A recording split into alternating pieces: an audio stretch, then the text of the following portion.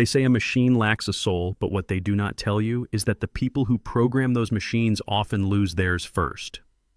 After 40 years of breaking my back for the logistics industry, I was fired by an automated email sent from a startup run by my own son-in-law. But when my daughter offered me a place in her home, I thought it was out of love. I had no idea they had already put a price tag on my life. My name is Wendell Freeman. I am 69 years old, and for 4 decades I kept the freight moving through the heart of Chicago. Before I tell you how I dismantled an empire built on lies, let me know in the comments where you are watching from. Hit like and subscribe if you believe that experience will always outsmart arrogance.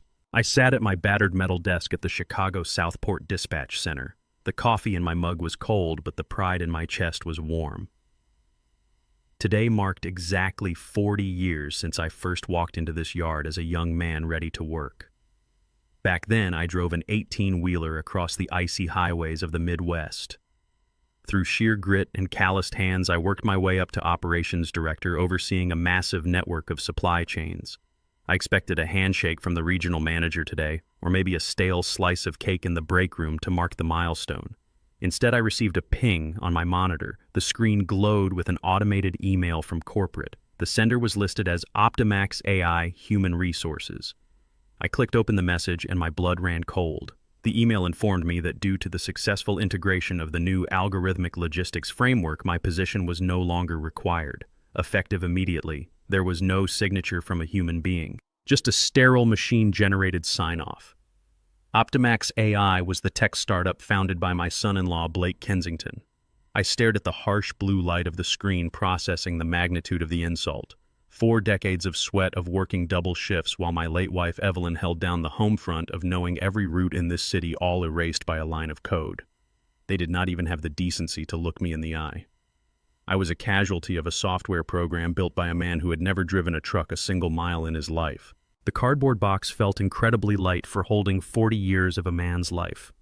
I placed my faded dispatcher cap inside next to a framed photograph of Evelyn and a brass paperweight I received for 20 years of flawless service. The bustling sounds of the freight yard continued outside my office window, completely indifferent to my sudden departure. The machine was moving on without me, and I was suddenly invisible in the very place I helped build. Just as I taped the box shut, my phone vibrated in my pocket. It was Camille, my 32-year-old daughter. I answered, hoping for a familiar voice to anchor me in the storm. "Dad." "I am so sorry," she said the moment I picked up. Her voice was pitched in that practiced, sympathetic tone she used when trying to manipulate a situation. "Blake just told me about the corporate restructuring. He had no control over it, Dad. The AI just identifies redundancies. It is completely objective." The word redundancies felt like a physical blow to my stomach. I swallowed the thick lump of anger forming in my throat. "I gave them 40 years, Camille," I said softly.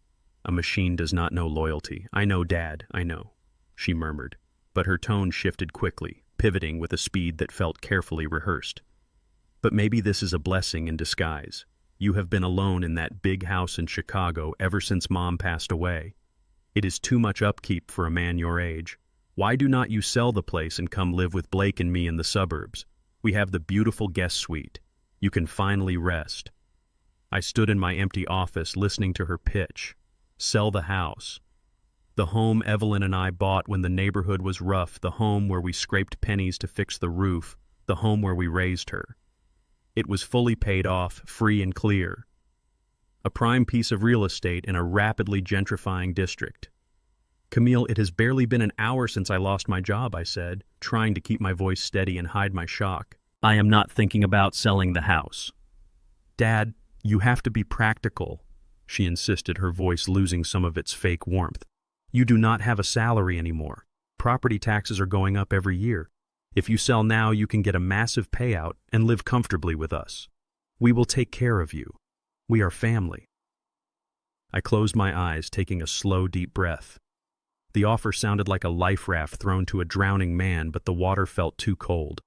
I agreed to drive out to their suburban mansion to stay the weekend and clear my head. I carried my single cardboard box out to my truck, walking past the dispatcher bays without looking back. My heart was heavy, but my mind was already racing. The drive to their sprawling suburban estate was a blur of gray skies and bitter thoughts. When I pulled into their pristine driveway, the sheer size of their home mocked my modest life. Camille greeted me at the door with a tight hug that felt more like a formality than an embrace. She immediately ushered me into their massive marble kitchen, offering to make me some herbal tea to calm my nerves. "Make yourself comfortable, Dad," she said, gesturing to the sleek leather bar stools. "I need to take a quick work call upstairs. Blake will be home from the office soon." She hurried out of the kitchen, leaving her tablet resting on the granite island. I sat down, feeling the exhaustion settling deep into my bones. As I reached for a paper napkin, my hand brushed against the tablet, waking the screen. I did not mean to snoop, but the image displayed in high resolution stopped the breath in my lungs. It was a real estate listing preview. The property featured in the professional photographs was unmistakable. The brick facade, the oak tree Evelyn planted in the front yard, the bay window. I repaired myself. It was my house in Chicago. The status read coming soon with an estimated asking price of $850,000, but that was not what made my hands tremble. I looked at the top corner of the screen where the draft history was logged. The listing profile had been created and sent to a premium broker exactly 3 weeks ago. 3 weeks before the algorithm deemed me redundant. 3 weeks before my daughter tearfully suggested I sell my home because I no longer had an income. They did not invite me to live with them out of compassion. They fired me to force my hand. The entire termination was a calculated orchestration to strip me of my independence and my property. The trap had been set long before I ever walked into that dispatch office today. I stared at the glowing screen as the profound betrayal washed over me, replacing my grief with a cold, calculating silence. They thought they had outsmarted a tired old truck driver. They had no idea they just declared war on a man who knew exactly how to dismantle their world brick by brick. I stepped back from the kitchen island just as Camille walked back into the room. I let my shoulders slump, curving my spine to project the image of a man whose spirit had been entirely broken. I needed them to believe the illusion that I was nothing more than a defeated, obsolete old man. When Blake arrived an hour later, he walked in with the swagger of a man who believed he owned the world. He tossed his car keys onto the marble counter without acknowledging me. When he finally looked my way, he offered a tight, rehearsed smile. "Wendell," he said, using my first name instead of calling me Dad. "I heard about the restructuring. It is tough, but business is business. The algorithm does not factor in sentimentality." I nodded slowly, keeping my eyes fixed on my calloused hands resting on my lap. "You built a powerful machine, Blake," I replied, my voice intentionally fragile. He puffed out his chest, pouring himself a glass of sparkling water. "That is the future, Wendell. Adapt or die." "Speaking of adapting, Camille, and I had a serious talk about you staying here. We love having you, but Optimax is in a massive scaling phase. Our burn rate is aggressive, and maintaining this estate is not cheap. If you are going to live under our roof, we need you to contribute to the household ecosystem." He paused, taking a sip. "We think $2,500 a month is a fair living fee to cover your footprint here." My own daughter looked away, avoiding my gaze. $2,500 was more than the rent for a luxury apartment downtown. They were trying to bleed my savings dry to accelerate my need to sell the Chicago house. I looked up at Blake, blinking as if holding back tears. "Of course, Blake," I muttered. "Whatever you need. I do not want to be a burden to my family." He smiled, patting my shoulder with patronizing force. "Glad we are on the same page." The true depth of Blake's arrogance revealed itself that Saturday. He hosted a private dinner party for a group of software developers and venture capitalists. The sprawling dining room was filled with men in expensive sneakers and tailored blazers, holding glasses of scotch and talking loudly about disrupting legacy markets. I was instructed to stay out of the way, but Camille asked me to help clear plates because their usual caterer was supposedly understaffed. I put on a dark shirt and quietly moved around the perimeter of the room, collecting empty appetizer plates like a ghost haunting my own daughter's home. As I approached the head of the table, Blake raised his voice to ensure the entire room was listening. He pointed his glass directly at me. "Gentlemen, if you want to understand why Optimax is valued so highly, just look right here," he announced. A hush fell over the long dining table. Blake gestured to me with a dismissive wave of his hand.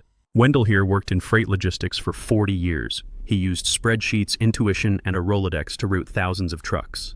He is a dinosaur of the freight age, a perfect example of the bloated, inefficient past our artificial intelligence is currently eliminating." A few of the younger men chuckled, shifting uncomfortably but eager to please their host. Blake leaned back in his chair, soaking in the attention. Humans get tired, he continued. Humans complain about weather conditions and unions and overtime pay. My algorithm never sleeps. It routed an entire fleet across the Midwest this morning while I was hitting my personal best at the gym. We are not just trimming the fat in this industry. We are slaughtering the dinosaur to pave the way for the future. He looked at me with a smirk that begged for a reaction. He wanted me to argue. He wanted me to show anger so he could dismiss me as an emotional, irrational old man. Wendell, be a good sport and fetch that bottle of Cabernet from the study, will you? We are running low out here. I stood there holding a heavy stack of dirty porcelain plates. I looked at Camille, who was seated at the opposite end of the table. She stared down at her phone, completely ignoring her father being publicly humiliated by her husband in front of a room full of strangers. In the past, I would have dropped the plates and walked out. I would have demanded respect for the decades of sweat I poured into providing for her. But anger is a reckless emotion. Cold, calculated patience is a weapon. I lowered my head and gave a polite, subservient nod. Right away, Blake, I said quietly. I turned and walked toward the hallway, keeping my posture hunched and my steps slow. Let them laugh, I thought to myself. Let them believe they are the apex predators of the digital age. A man who underestimates his opponent has already lost the war. They saw an obsolete truck driver fetching their drinks. They did not see the man who spent 30 years quietly buying up the most strategic commercial real estate in the city. I entered Blake's study to retrieve the wine. The room was a monument to his fragile ego, with abstract modern art on the walls and a massive mahogany desk dominating the space. The bottle of Cabernet sat on a side table next to his open leather briefcase. As I reached for the heavy glass bottle, my elbow brushed against the leather flap of the bag, causing a thick stack of documents to spill onto the expensive Persian rug. I knelt down to gather the scattered papers, intending to put them back exactly as they were. But the document resting on top was not a startup pitch deck or an algorithmic performance report. It was a final notice of default from a major commercial shadow lender. The red ink across the top header was unmistakable and urgent. I quickly scanned the heavy block of text, absorbing the financial reality of my son-in-law. Optimax AI was not just struggling to find its footing, it was financially bleeding to death. The startup had defaulted on a massive high-interest bridge loan, and the creditors were threatening immediate asset seizure. The notice detailed a severe cash flow crisis, explicitly stating that the algorithm had failed to secure the necessary physical warehouse leases required to generate actual revenue. The code was brilliant on a screen, but without real-world warehouse space to route the physical freight, the software was entirely useless. Blake was putting on a grandiose show for his investors in the dining room, pretending to be a tech visionary while his company was weeks away from total bankruptcy. This completely explained the exorbitant rent he demanded from me the moment I walked through his door. It explained why Camille was so desperate to sell my Chicago house behind my back. They were not planning to use my money to take care of me in my old age. They were trying to steal my life savings to plug the holes of a sinking ship. I carefully placed the default notice back into the briefcase, closing the leather flap so it looked untouched. I picked up the bottle of Cabernet and walked back into the dining room. My face remained a mask of elderly submission, but my mind was a steel trap, snapping shut on its prey. I poured the dark red wine into Blake's glass while he continued to boast to his friends about his unstoppable success and his brilliant software. I did not spill a single drop. Enjoy the wine, Blake, I thought to myself as I stepped back into the shadows of the dining room. Drink up while you still can, because the dinosaur you just mocked is about to meteor your entire world. The morning after the dinner party, the house fell into a heavy, hungover silence. Blake and Camille slept late, leaving me alone to wander the massive, sterile halls of their suburban fortress. I decided to make myself useful. I grabbed a microfiber cloth and a bottle of wood polish from the utility closet and made my way back into Blake's home office. Playing the role of the dutiful, defeated father meant keeping my head down and doing the chores they felt were beneath them. But my real objective was the mahogany desk. I wanted a closer look at the financial rot I had glimpsed the night before. The desk was cluttered with empty espresso cups and scattered printed presentations. I carefully lifted a glossy bound booklet titled Optimax AI Series B Investor Deck. I opened it and began to read with the trained eye of a man who had routed millions of tons of freight across the country. The numbers printed on those crisp white pages were not just optimistic, they were completely fabricated. Blake had projected a logistical network operating at a 99% efficiency rate, a mathematical impossibility in a real world filled with blown tires, unpredictable blizzards, and union strikes. But the real crime was located on page 14 under the asset portfolio. The deck claimed Optimax had secured exclusive long-term leasing rights to prime warehouse space across the Chicago Southport district. It listed those phantom assets as secured collateral to attract heavy venture capital. I knew for an absolute fact he had zero access to those warehouses because I owned every single square foot of them. Blake was not merely running a failing startup. He was actively committing federal wire fraud by lying to institutional investors about hard assets he did not possess. I placed the deck back exactly where I found it, ensuring the alignment matched the dust rings on the wood. I wiped down the edges of the desk, humming a quiet tune. The boy was handing me the very nails for his own coffin. I was wiping down the glass shelves of the towering bookcase when I heard heavy, aggressive footsteps approaching the hallway. I quickly stepped into the adjoining ensuite bathroom, leaving the door cracked just enough to listen. Blake stormed into the office, slamming the heavy oak door behind him with enough force to rattle the picture frames. Camille followed close on his heels, her voice sharp and frantic. "You cannot keep talking to me like I am one of your interns, Blake," she hissed. Blake threw his briefcase onto the desk. "Then stop acting like a liability and get the money, Camille. The bridge loan is in critical default. If we do not secure the warehouse lease deposit by the end of the month, the investors will audit the company and I will be looking at SEC violations. You told me you could get your father to sell the Chicago house quickly." "I am trying." Camille shot back, her voice rising in pitch as she defended herself. "He is stubborn. He just lost his job of 40 years. You cannot expect him to sign over a house worth nearly $1 million in 3 days. I need to work on him properly. I need to make him feel like he is losing his mind so he willingly hands over the power of attorney without asking questions." Blake let out a cruel, condescending laugh that echoed in the high ceiling room. "Work on him faster. We are out of time. You did not have a problem securing cash quickly when it benefited you. Do not pretend you are suddenly burdened by a moral compass." "What is that supposed to mean?" Camille snapped, the defensive edge in her voice sharpening. Blake lowered his voice, but the venom carried clearly through the cracked bathroom door. "I am saying you are perfectly capable of moving money when you want to. You pulled it off seamlessly when I needed the cash down payment for the Porsche to network with the Silicon Valley venture capitalists.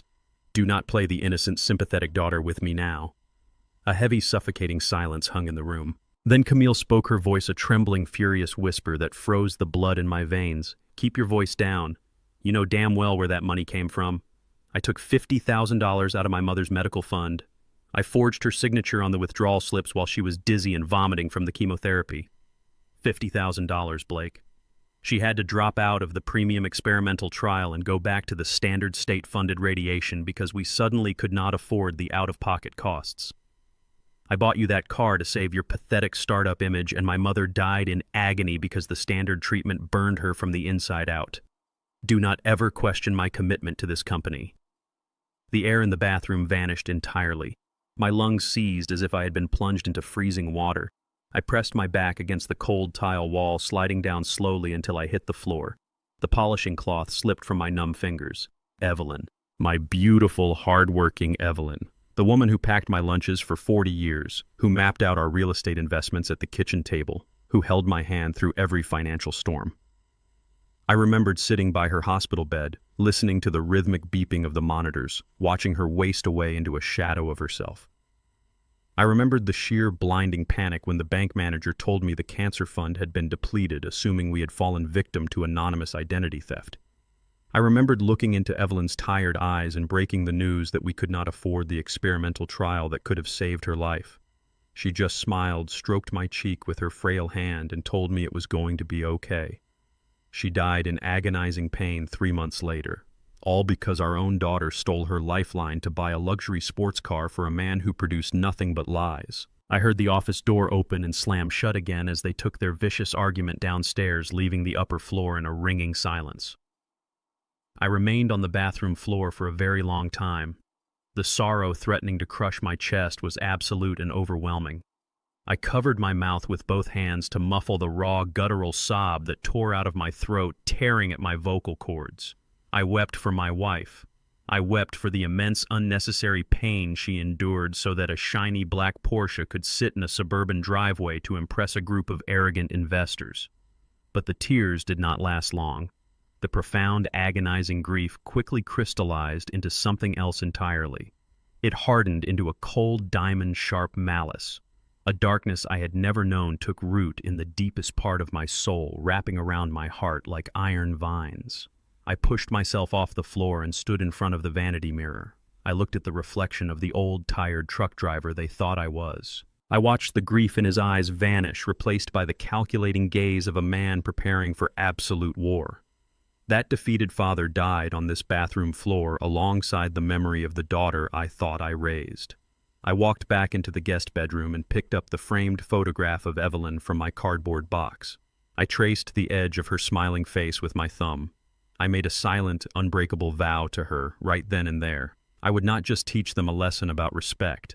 I would not just expose their corporate fraud to the authorities. I was going to eradicate them from the face of the earth. I was going to systematically strip them of their wealth, their status, their sprawling home, and their freedom. I would take the company Blake valued over human life, and I would crush it into worthless dust. I would ensure my daughter felt the exact same helpless, agonizing panic her mother felt in those final painful days. I pulled my prepaid mobile phone from my pocket and scrolled to the contact list. I bypassed the family numbers I had called for years and clicked on the private, secure line of Vincent Hayes, my corporate attorney.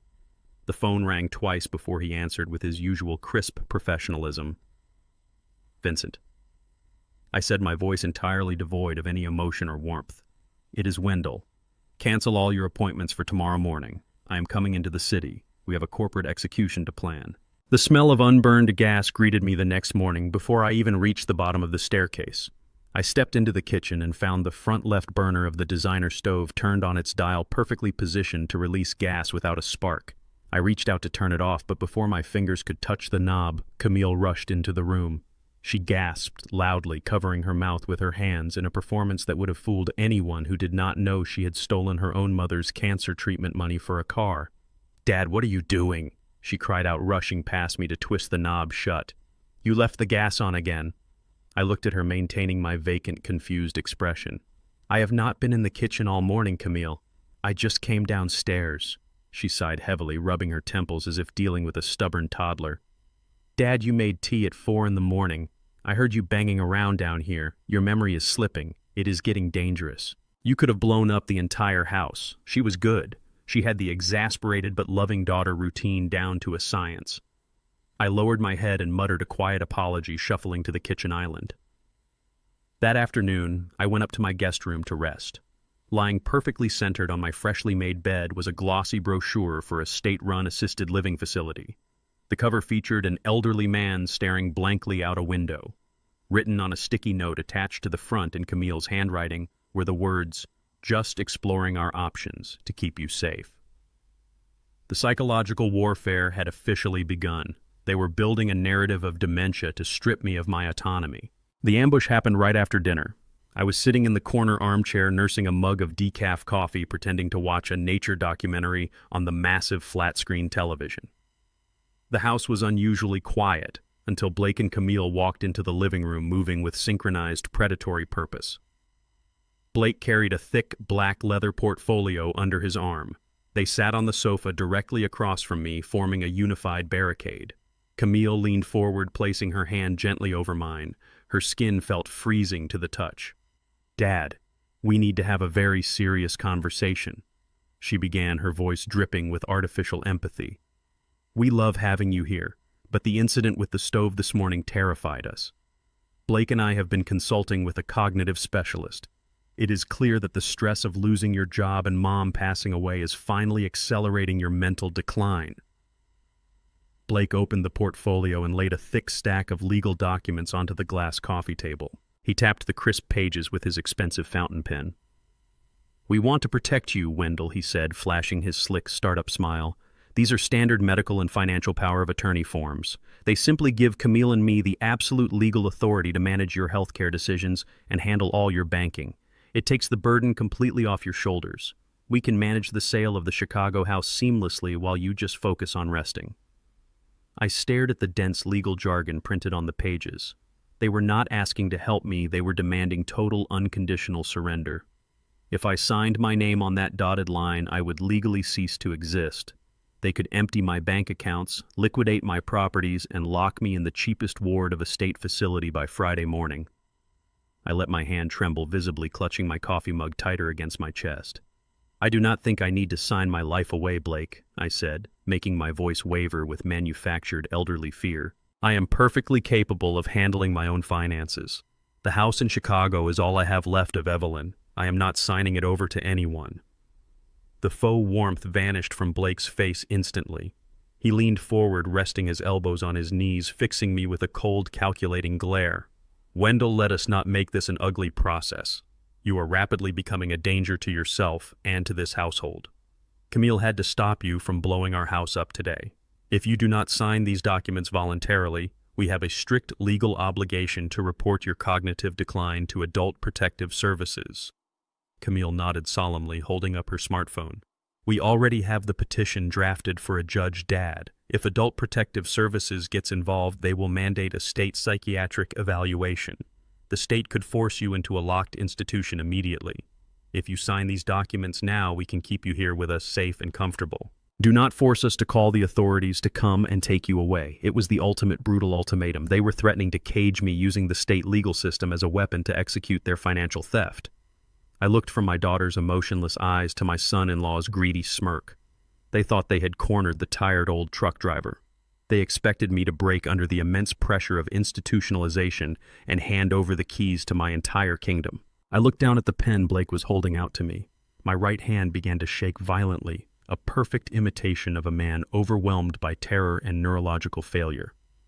I reached for the pen, but allowed my elbow to jerk awkwardly against the side of my coffee mug. The heavy ceramic cup tipped over instantly, sending a steaming wave of dark brown liquid crashing directly onto the glass coffee table. The hot coffee washed over the thick stack of power of attorney documents, soaking through the crisp white paper and smearing the dense black ink into illegible gray puddles. Blake leaped back from the sofa, shouting a vicious curse as the hot liquid splashed onto his expensive trousers. "What the hell is wrong with you?" he roared, his composed tech executive mask shattering completely. "Look what you just did to the paperwork." "Oh my God, I am so sorry," I stammered, shrinking back into the armchair and holding my trembling hands up to my chest. My hands just started shaking out of nowhere. "I am so sorry, Blake. I will clean it up right now." Camille snatched the ruined documents from the table, her face twisted in pure disgust. "Just go to your room, Dad," she snapped, throwing the soggy papers into the trash bin. "You are making a mess of everything. Go wash up before you ruin anything else." I nodded frantically, keeping my head bowed as I shuffled quickly out of the living room and up the grand staircase. The moment I stepped into my guest bedroom, I locked the heavy wooden door behind me. I walked straight into the ensuite bathroom and turned on the sink faucet to mask any sound. The fragile, terrified old man vanished from my posture entirely. I stood tall, pulling my prepaid mobile phone from my pocket. I dialed the direct private line of my attorney. Vincent answered on the first ring. "Vincent," I said, my voice dropping to a low, commanding pitch. "The extraction phase is over. They just tried to force a power of attorney signature under threat of state institutionalization. The gloves are completely off." I heard the sharp sound of Vincent flipping open a file folder on the other end of the line. "The trap is primed." "Mr. Freeman," Vincent replied, his voice clinical and sharp. "Blake Kensington is desperate. He just formally requested a tour of the Southport logistics warehouses for tomorrow morning. He needs to secure those leases or his investors will pull his funding by the end of the week." "Excellent," I said, staring at my cold reflection in the bathroom mirror. "Let him tour the facilities. Let him fall in love with the real estate. And then, Vincent, you hit him with the new numbers. I want him backed into a financial corner he cannot possibly escape." I slipped out the front door the next morning before the sun even crested the suburban horizon. I wore my old canvas jacket, leaving behind the persona of the broken man the moment I stepped onto the commuter train headed for downtown Chicago. An hour later, I walked into a gleaming skyscraper that pierced the gray skyline. I bypassed the main reception desk and took the private elevator straight to the 42nd floor. The brass lettering on the frosted glass doors read Hayes and Associates Corporate Law. Vincent Hayes was waiting for me in his corner office, overlooking the sprawling industrial grid of the city. He was a shark in a bespoke suit, a man who dealt in hostile takeovers and commercial monopolies. He poured me a glass of sparkling water and spread a massive topographical map of the Southport Logistics District across his desk. The map was covered in heavy red outlines marking prime warehouse facilities, cross-docking yards, and staging areas. To the tech bros in Silicon Valley, algorithms were the kings of logistics. But they all forgot one fundamental truth. Code cannot store a physical shipping container. Software cannot park a 10-ton rig.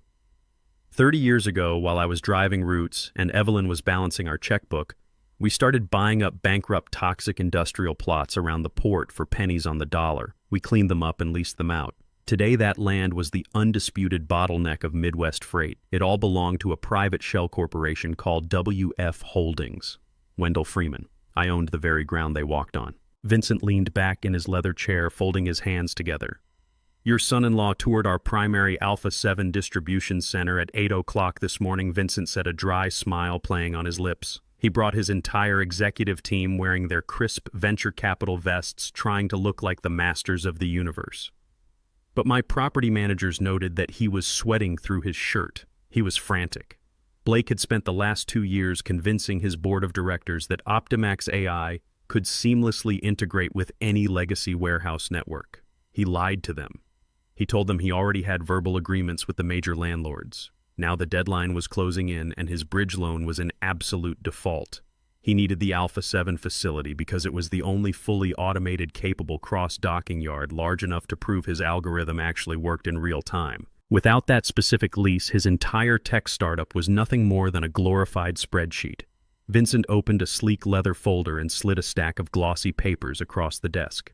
This is the commercial application Blake submitted to our leasing department an hour ago. He is begging for a 10-year exclusive contract. He even offered to brand the warehouses with the Optimax logo to appease his investors.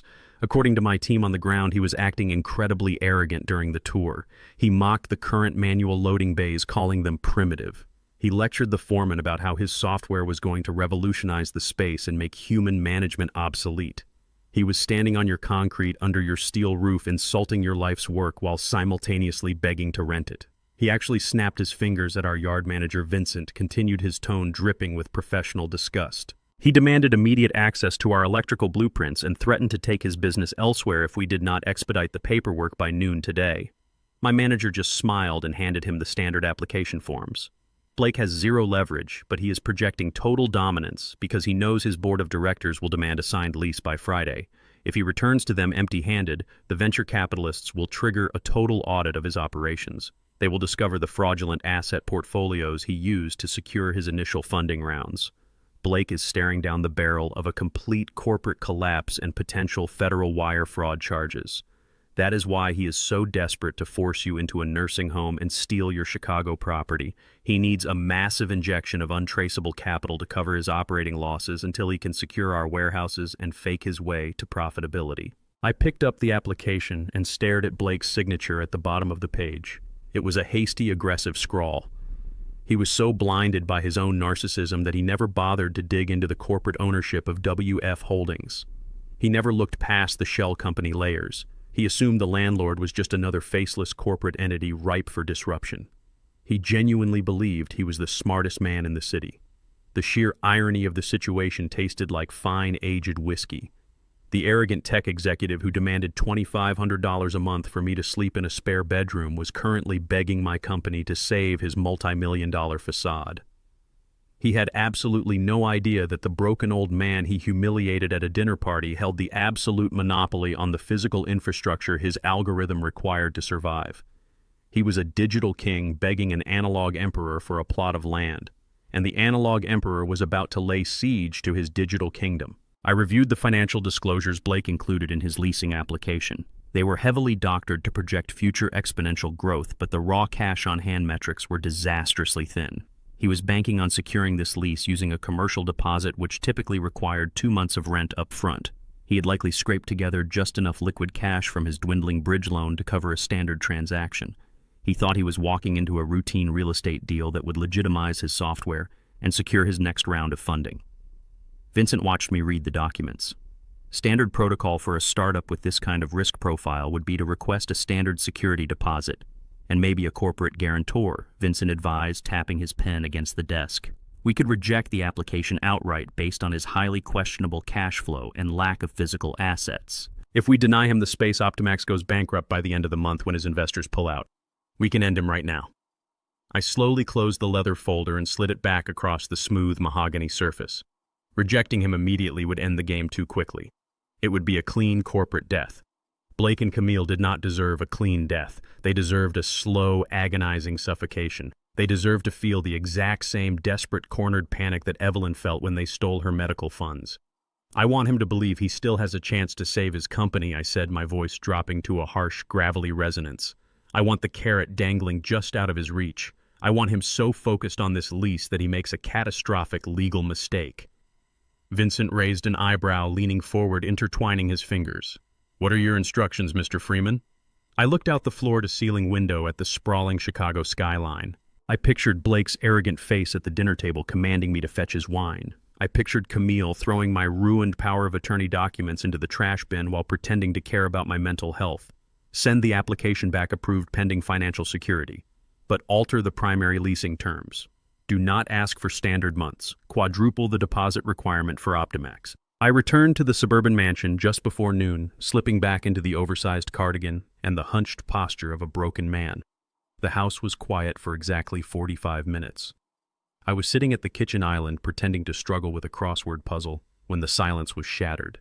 Blake stomped through the front door, his face flushed an angry mottled red. He was staring at his smartphone, his thumbs jabbing viciously at the screen. He marched right past me, ignoring my presence completely, and walked straight to the custom wet bar. He poured himself a glass of water, but his hand was shaking so badly he spilled half of it on the granite counter. "This is extortion," he screamed out loud, his voice cracking with panic. "They cannot do this." He hurled the crystal glass into the stainless steel sink. It shattered with a violent explosive crack, sending shards of glass flying across the countertops. I did not flinch. I kept my eyes fixed on my crossword puzzle, slowly filling in a word with my pencil. Camille rushed down the stairs, her face pale with alarm. "Blake, what happened?" she asked, stepping carefully around the broken glass. He turned to her, his eyes wide and completely unhinged. WF Holdings just sent back the lease agreement. They approved the application, but they altered the financial security clause. They are demanding a deposit of $800,000, 4 times the industry standard. They want the cash wired by Friday, or they revoke the offer and give the warehouse space to a competitor.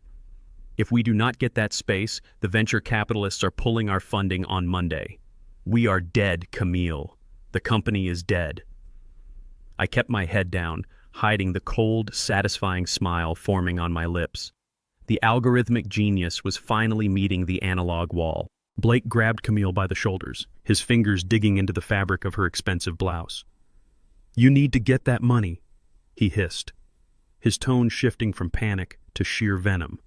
"I need $800,000 cash in 48 hours. You told me your father's house in Chicago was worth almost $1 million. You need to make him sell it right now." Camille pulled away, rubbing her arms defensively. "I cannot just force him to sell it today, Blake. Real estate transactions take weeks. He has to agree to list it first." Blake slammed his fist against the marble island, making my pencil jump. "Then, figure it out," he roared, his face inches from hers. "I do not care how you do it. Make up a story. Forge a document. Do whatever it takes, or we lose this house, the cars, and everything else. Get the money, Camille, or we are finished." He stormed out of the kitchen, heading straight for his home office, and slammed the door behind him. Camille stood frozen among the shattered glass, breathing heavily. She slowly turned to look at me. I maintained my blank, confused expression, looking up from my newspaper, as if I had only partially understood the violent outburst. Camille smoothed her blouse and forced her facial features into a mask of pure devastation. She approached the kitchen island, pulling up a stool right next to me. She reached out and took my hands in hers. Her skin was damp with nervous sweat. "Dad," she began, her voice breaking perfectly on cue. "I did not want to tell you this because you have already been through so much with Mom passing away and losing your job. But Blake and I are in a terrible crisis." She squeezed my hands, forcing a stream of tears to well up in her eyes and spill over her cheeks. It was a masterful performance. I leaned forward, feigning parental concern. "What is it, Camille? What is wrong with Blake?" She let out a ragged sob, burying her face in her hands for a moment before looking back up at me with wide, terrified eyes. "Blake is sick, Dad. He went to the doctor last week. They found a tumor in his brain. It is aggressive and it is growing fast. The doctors say he needs an experimental surgery immediately, but our health insurance refuses to cover the procedure because it is out of network. We need $800,000 to secure the surgical team by Friday. If he does not get this surgery, he is going to die." The air in the kitchen turned to absolute ice. My heart stopped beating for a fraction of a second, not from shock, but from a profound, chilling disgust. She was using cancer. She was invoking the exact same horrific disease that had slowly, painfully killed her mother. She was weaponizing Evelyn's agonizing death to steal my home and fund a commercial warehouse lease for her fraudulent husband. The sheer depravity of her lie defied human logic. She was looking me right in the eyes, crying crocodile tears, expecting me to surrender my life savings out of a desperate desire to save my family. "You are the only one who can save him, Dad," she pleaded, her voice dropping to a desperate whisper. "If you sell the Chicago house to a cash buyer today, we can get the money in time. Please, Dad, do not let me lose my husband the way you lost Mom." I sat perfectly still. I did not pull my hands away from hers. I simply let the silence stretch out between us, heavy and suffocating. The fragile, confused old man posture slowly evaporated. I straightened my spine. I lifted my chin. I looked directly into her tear-filled eyes, and for the first time since I stepped foot in her sprawling suburban mansion, I let her see the real Wendell Freeman. "A brain tumor," I said, my voice completely devoid of any warmth or tremor. "A brain tumor that specifically requires an $800,000 out-of-pocket experimental surgery by Friday." Camille nodded eagerly, wiping a fake tear from her cheek. "Yes, Dad. It is a highly specialized procedure. Please, you have to help us." I leaned in closer until I was inches from her face. My gaze locked onto hers with the cold, unyielding pressure of a steel vise. "It is a fascinating diagnosis, Camille," I said, my tone dropping to a dangerous clinical whisper, especially considering that just 5 minutes ago Blake was screaming about a commercial lease deposit for WF Holdings and venture capitalists pulling his funding. I did not hear him mention a surgical team. I heard him mention a warehouse space. Camille froze. The color drained completely from her face, leaving her skin a sickening shade of gray. Her mouth opened, but no words came out. The tears instantly stopped falling. She realized in that terrifying second that I had heard every single word of Blake's violent outburst. The mask of the clueless elderly father had slipped completely, revealing a predator perfectly aware of its prey. I slowly pulled my hands out from under hers. "You bought a Porsche while your mother was dying from real cancer, Camille." I stated the words slicing through the air like razor blades. "You will not use that sacred disease to fund a commercial real estate deposit for a man who cannot even run a profitable algorithm. The answer is no. I am not selling the Chicago house. I am not giving you a single dime. And if you ever invoke your mother's illness to manipulate me again, I will ensure you spend the rest of your life regretting it." I stood up from the kitchen island, leaving the crossword puzzle behind. I walked out of the kitchen, leaving my daughter sitting in paralyzed absolute horror amidst the broken glass. The silence of the suburban mansion that night was thick and suffocating. I lay on the edge of the guest bed, staring into the pitch-black darkness of the room. I knew exactly what a cornered animal would do when its survival was threatened. Blake and Camille had no cash left, and their deadline for the warehouse deposit was closing in fast. Earlier that evening, I had deliberately placed my small steel lockbox on the nightstand and draped my canvas jacket over the armchair, ensuring the brass key was easily accessible in the side pocket. I closed my eyes and slowed my breathing into the deep, rhythmic cadence of a sleeping old man. I did not have to wait long. Just past 2 in the morning, the heavy oak door creaked open. The hallway light cast a long shadow across the carpet. Soft, hesitant footsteps moved into the room. I kept my eyes shut, listening intently to the shallow, panicked breathing of my own daughter. Camille stood beside the bed for a long moment, watching my chest rise and fall to ensure I was truly asleep. Then she moved toward the armchair. I heard the faint rustle of fabric as her trembling fingers dug into my jacket pocket. The slight metallic clink of the key confirmed my suspicions. She stepped over to the nightstand, inserted the key, and turned the lock with a soft click. The hinges of the box squeaked slightly. Inside was a decoy folder containing the original paper deed and title documents to my Chicago home. I heard her slip the heavy parchment out, close the lid, and lock it again. She returned the key to my jacket and crept out of the room, shutting the door with a quiet click. I opened my eyes in the darkness. My daughter had just chosen her path. The following afternoon, I remained in my room, feigning a mild sickness, while Blake and Camille rushed out of the house. I did not need to follow them to know exactly where they were going. Desperate people do not go to traditional banks for emergency capital. Traditional banks require weeks of underwriting appraisals and notarized signatures in front of skeptical loan officers. Blake did not have weeks. He barely had hours. Desperate people go to the shadow lenders who operate out of bleak industrial parks and nondescript strip malls, charging exorbitant interest rates in exchange for looking the other way. I knew the exact type of predatory firm they would seek out because I had seen countless failing trucking companies use them right before they went bankrupt. I pictured Blake and Camille walking into a dimly lit office, presenting the stolen deed to a loan shark who cared only about the raw, unencumbered equity of a fully paid-off property. Blake would have done the talking, pacing the room with his usual unearned confidence. He would have pitched his smooth story about an ailing father-in-law, a sudden need for liquidity, and a brief bridge loan to cover medical expenses. The lender would not care about the tech startup or the fabricated sob story. He would only care about the collateral agreement. The lender would slide a thick stack of predatory loan documents across a cheap laminate desk, pointing a thick finger to the bottom line. He would demand Wendell Freeman sign the papers in person. When Blake explained that I was too sick to travel, the lender would likely offer a cold, knowing smile. Men in that business understand exactly what is happening when a desperate couple brings in an old man's deed. He would tell them he only needed a signature that matched the provided identification, and he did not particularly care whose trembling hand held the pen as long as the ink dried on the contract. I could visualize Camille sitting in that office staring at the dotted line. Her palms would be sweating. She would look at Blake, searching for a way out, but he would lean in and whisper about the looming bankruptcy and the angry venture capitalists. He would remind her that if they lost the house and the cars, they would be left with absolutely nothing. He would push the pen into her fingers. She would swallow whatever remained of her conscience, grip the pen, and carefully trace the letters of my name. By pressing that pen to paper, Camille crossed a boundary that could never be uncrossed. She transitioned from a manipulative daughter to a federal criminal. She forged a blood signature to secure an $800,000 loan against a property she did not own.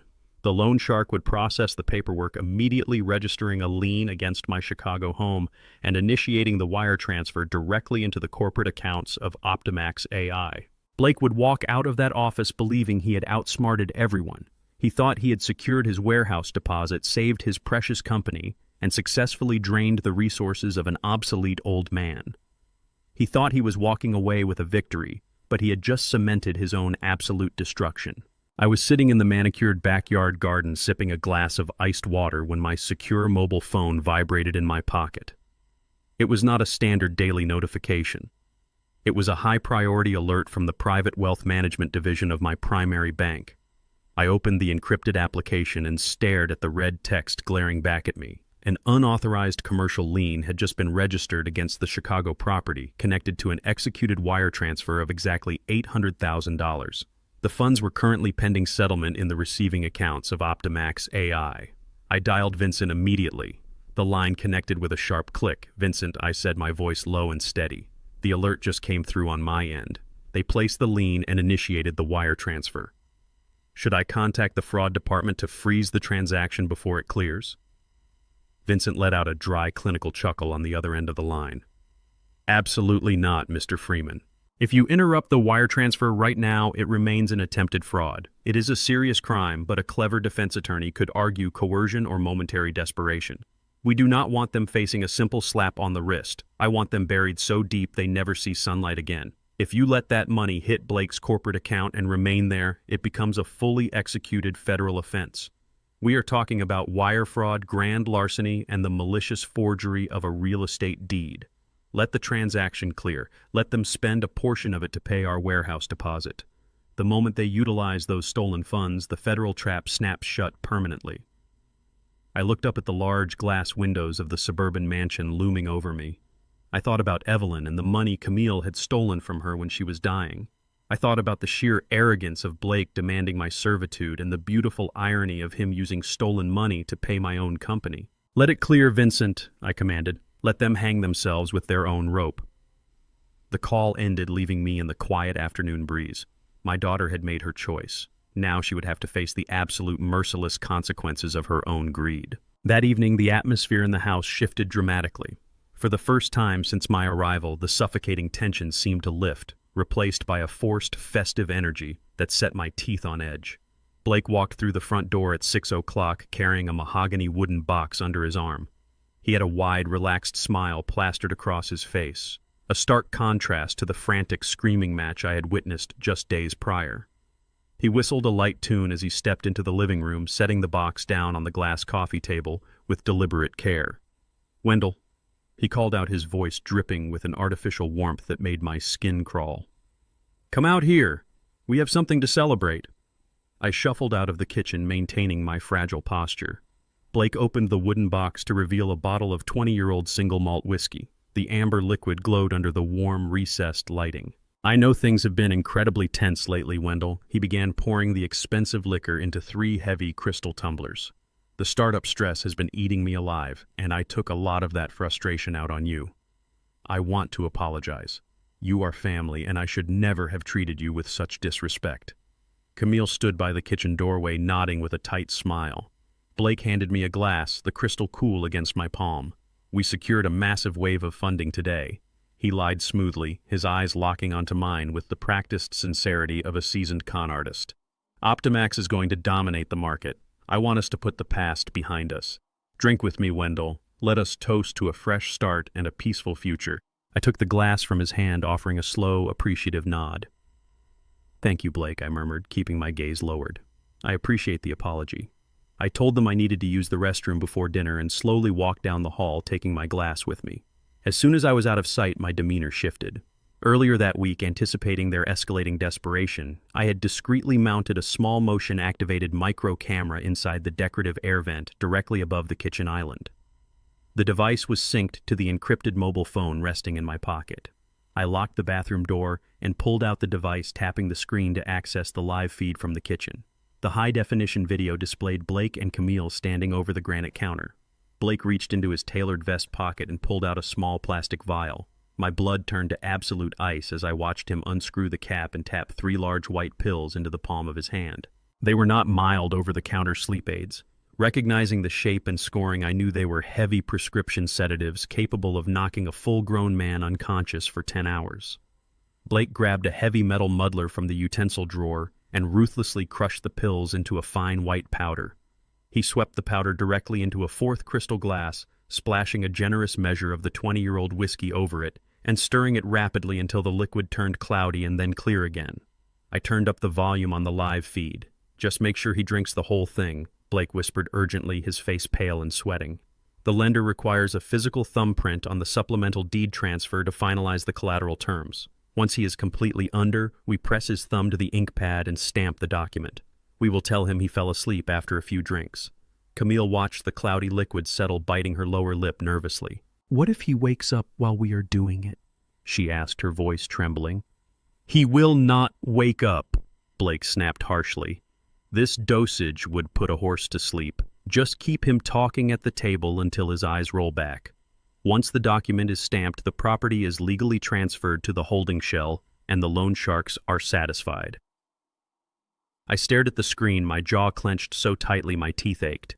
They were not just stealing my home, they were physically assaulting me to secure the final legal mechanism of their fraud. They intended to drug a 69-year-old man with a dangerous dose of narcotics just to force a fingerprint onto a stolen deed. The sheer depravity of their plan stripped away any lingering shred of paternal mercy I might have harbored for my daughter. I put the phone back into my pocket and took a deep breath. I stared at my reflection in the mirror, letting the cold, calculating fury settle deep into my bones. I was not going to be their victim. I was going to turn their own lethal trap directly against them. I unlocked the door and walked back toward the dining room, moving with the slow, deliberate steps of a man walking into a war zone. I walked down the hall, ensuring my footsteps were heavy and shuffling. I needed them to believe I was completely oblivious to the venomous scheme brewing mere feet away. The scent of roasted garlic and expensive whiskey hung in the air, masking the stench of their betrayal. I entered the dining room where Blake was carefully placing the spiked glass at the head of the table reserved specifically for me. I took my seat at the head of the long oak table, giving them both a weary smile. Blake raised his own glass, gesturing for Camille to do the same. To family, Blake declared, his voice booming with false cheer. I reached for the spiked glass in front of me, but just as my fingers brushed the crystal, I gasped loudly and clutched the left side of my chest. My breath hitched in a sharp, ragged wheeze. Camille, my heart. I choked out, squeezing my eyes shut and slumping forward against the table. My medication is upstairs in my shaving kit. Please hurry. Camille dropped her glass instantly, panic flashing across her face. She sprinted up the grand staircase. Blake cursed under his breath, turning his back to me as he rushed toward the kitchen to grab a glass of ice water. The moment he faced away, my feigned cardiac event vanished. With lightning speed and steady hands, I swapped my spiked glass with Blake's identical glass of whiskey sitting just inches away to my right. By the time Blake rushed back with the water, I was taking slow, deep breaths, leaning back in my chair. "It is passing," I muttered, wiping imaginary sweat from my brow. "Just a sharp pain. False alarm." Camille ran back down the stairs holding a pill bottle, but I waved her off. "I am fine now," I reassured them. "Let us just enjoy the drink." Blake, visibly relieved, raised his glass once more. To family, he repeated, hastily bringing the crystal rim to his lips and swallowing the generous pour of whiskey in 2 large gulps. I watched closely as he wiped his mouth, setting the empty glass down. Less than 5 minutes later, mid-sentence, Blake's eyes rolled backward into his head. His speech slurred into absolute gibberish and his entire body went entirely slack. He collapsed forward, hitting the dining table face first with a loud, heavy thud. Camille screamed, dropping her fork and rushing to his side. "Blake," she cried, shaking his limp shoulders. "He is not waking up." She looked at me, her face a mask of pure, unfiltered terror. "The loan sharks," she sobbed, her voice cracking. "They told him if the final deed was not stamped by midnight, they were going to kill him. They threatened to break into the house, Dad." He was desperate. I sat perfectly still, looking down at the unconscious man drooling onto the expensive mahogany table. The truth was finally out, and their impending doom was absolute. I left Camille sobbing hysterically over her unconscious husband. I simply stood up, pushed my chair back, and walked up the grand staircase to my room, leaving them to face the midnight deadline of their ruthless creditors alone. I slept the peaceful, uninterrupted sleep of a deeply vindicated man. But the loan sharks were not the only catastrophic force bearing down on Blake Kensington. Nature herself was preparing to deliver the final killing blow to his fragile Silicon empire. By the time dawn broke, a brutal, historic winter superstorm had descended upon the Midwest. It was the kind of polar vortex that veteran truckers spoke about with deep reverence and fear. The temperature plummeted to sub-zero extremes, turning the highways into lethal sheets of invisible black ice. Optimax AI had been heavily marketed to investors as a flawless routing machine, but an algorithm looks at a map as a static, frictionless grid. It sees a straight line between 2 points and calculates velocity based on speed limits and traffic data. It does not understand the treacherous physics of black ice forming on the exposed overpasses of Interstate 80. It cannot factor in the bone-chilling wind freezing the diesel lines of a rig. Most importantly, the code completely ignored the human element of driver fatigue. The software relentlessly pushed exhausted drivers to maintain impossible speeds to meet its artificial efficiency quotas, completely blind to the fact that the men behind the wheel were fighting frozen windshields and terrifying low visibility. The machine lacked the basic survival instinct required to navigate a blizzard, and because of that fundamental blind spot, the machine drove its entire managed fleet straight into a frozen apocalyptic standstill. The snow continued to bury the city, and with it buried the entire operational foundation of the startup. When Blake finally regained consciousness late the next morning, he awoke to a living nightmare. The heavy sedatives had left him groggy and disoriented, but the sheer volume of notifications exploding on his smartphone shocked him instantly sober. The loan shark deadline had expired hours ago, but that imminent threat was temporarily overshadowed by a much larger corporate catastrophe. The Optimax logistics network had completely and spectacularly collapsed. I sat quietly in the living room watching the chaos unfold. Blake was pacing the hardwood floors of his home office, his voice cracking as he took call after call on speakerphone. Thousands of freight trucks under the management of his software were entirely paralyzed across 5 different states. Massive jackknifed rigs blocked major arteries. Hundreds of other drivers relying on their own survival instincts had simply pulled over at truck stops and completely ignored the automated routing commands generated by the software. The dashboard on Blake's massive computer monitor was a sea of flashing red warning indicators. The algorithm was trapped in an endless failure loop. Because the primary highways were blocked, the artificial intelligence kept aggressively rerouting the remaining active trucks onto secondary roads. But the software did not understand that those secondary roads were unplowed and completely impassable for heavy commercial vehicles. It was sending trucks into ditches and dead ends. A seasoned human dispatcher would have known to halt the fleet, wait for the salt trucks, and reroute priority cargo through the southern corridors. A human dispatcher possesses the logistical intuition earned through decades of spilled coffee and late-night emergency calls. Blake possessed a business degree and a fraudulent pitch deck. The phone rang again, and this time it was the lead partner from his primary venture capital firm. The investor was screaming so loudly I could hear the obscenities through the heavy oak door of the office. The startup was currently bleeding millions of dollars by the hour in penalty fees for delayed perishable freight and breached service-level agreements. The investor demanded an immediate manual override of the system. He demanded that Blake personally take control of the dispatch board and manually route the priority shipments out of the blizzard zone. I watched Blake freeze. His hands shook violently as he hovered his fingers over the keyboard. He was utterly paralyzed. He had no idea how to manually route a single truck. He did not know the weight limits of the county bridges, the location of the safe truck stops, or the alternative routes that avoided the steepest icy inclines. He was a fraud exposed by the raw, unforgiving force of a Midwestern winter. The software required human intuition to correct its errors, but the man running the company had none to offer. He tried frantically typing commands to force the algorithm to generate new routes, but the code kept failing, crashing under the weight of real-world variables it was never programmed to understand. I stood near the doorway observing his total meltdown with clinical detachment. Camille stood paralyzed in the hallway watching her husband crumble. She knew they were facing dual annihilations. The loan sharks were coming for their assets, and the investors were coming for their corporate heads. Blake dropped to his knees, clutching his hair, babbling incoherently at the glowing error screens. The brilliant tech visionary had been reduced to a weeping child, incapable of moving a single pallet of goods across a snowy road. The machine had broken, and the operator was entirely powerless to fix it. I walked away from the office and calmly made my way into the grand kitchen. I filled the kettle and prepared myself a dark, strong cup of morning coffee. I walked over to the breakfast nook and turned on the television, tuning it to the local morning news. The broadcast was dominated by aerial helicopter footage showing the massive vehicular gridlock spanning the major interstates. The news anchors were already naming the culprit. They reported that a major logistical failure from a prominent new tech startup called Optimax AI was responsible for the unprecedented supply chain bottleneck.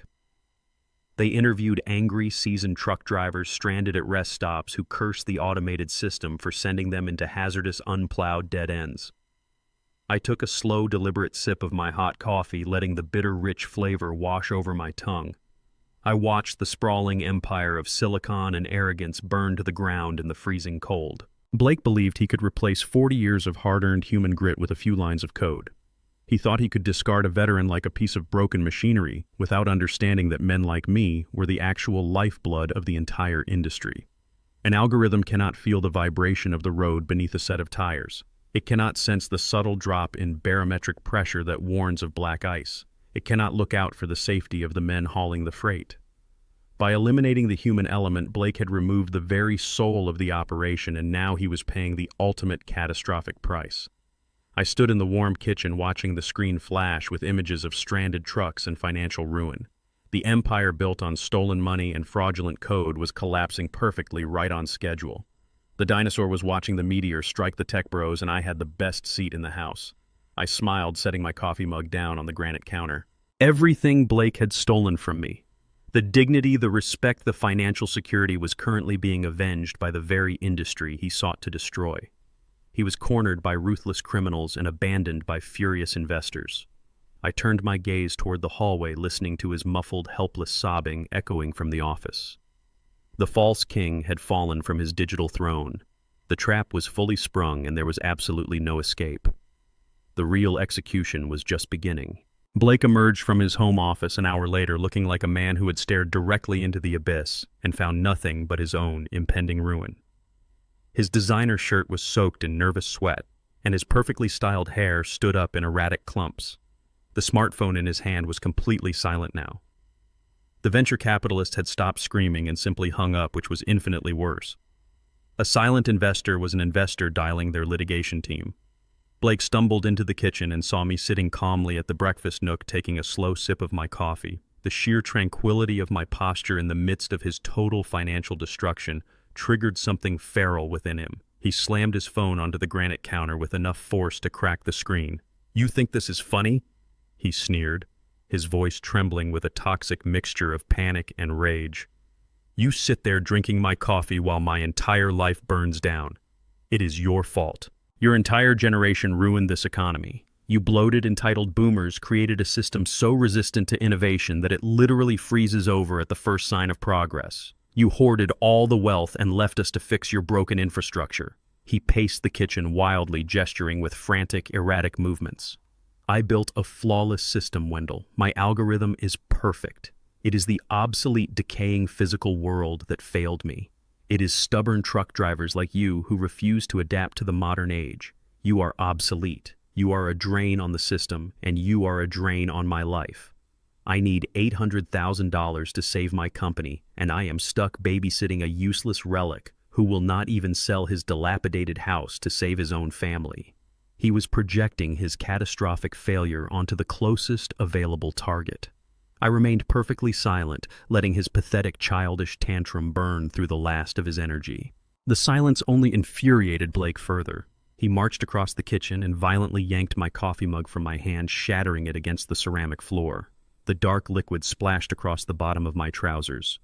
"I am done supporting you," he roared, his face twisting into an ugly mask of pure, unhinged malice. "I am losing everything today, and I refuse to carry your dead weight for another second. Get out.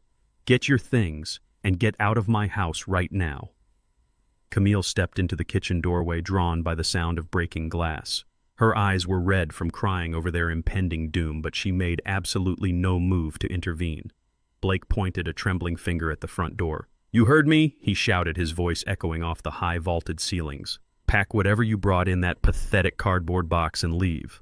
I am not running a charity for obsolete freight workers. Get out, you useless old man." I slowly stood up from the stool, maintaining the fragile, hunched posture I had perfected over the past few weeks. I looked at Camille, my own flesh and blood. I gave her one final opportunity to salvage a single shred of her humanity. "Camille," I said, my voice raspy and intentionally weak. "There is a historic blizzard outside. The temperature is in the negative digits. If you force me out into this storm, I could freeze to death on the street."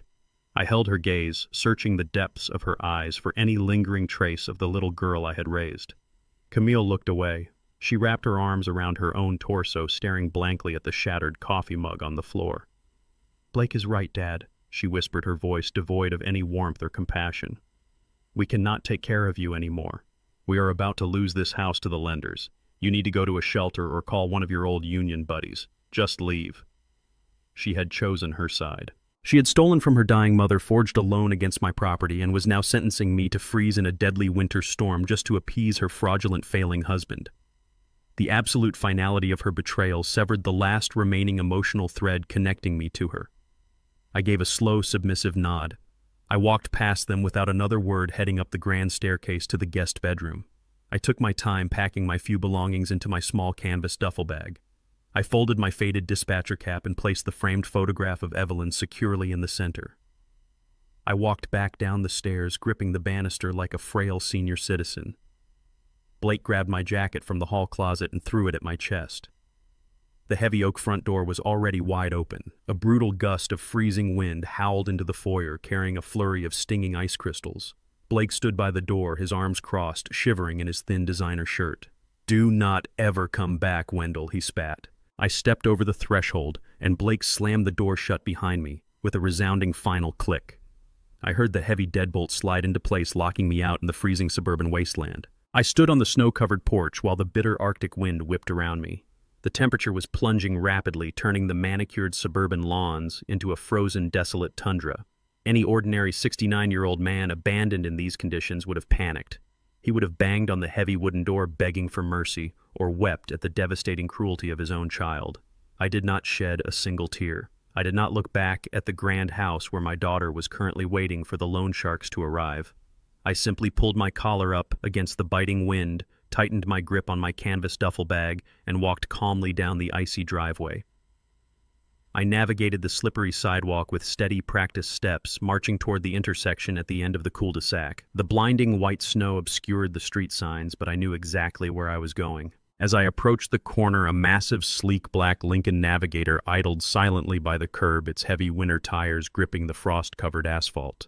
The dark-tinted windows shielded the interior from the blizzard, but the moment I drew near, the rear passenger door swung open. A wave of luxurious, warm air spilled out into the freezing storm.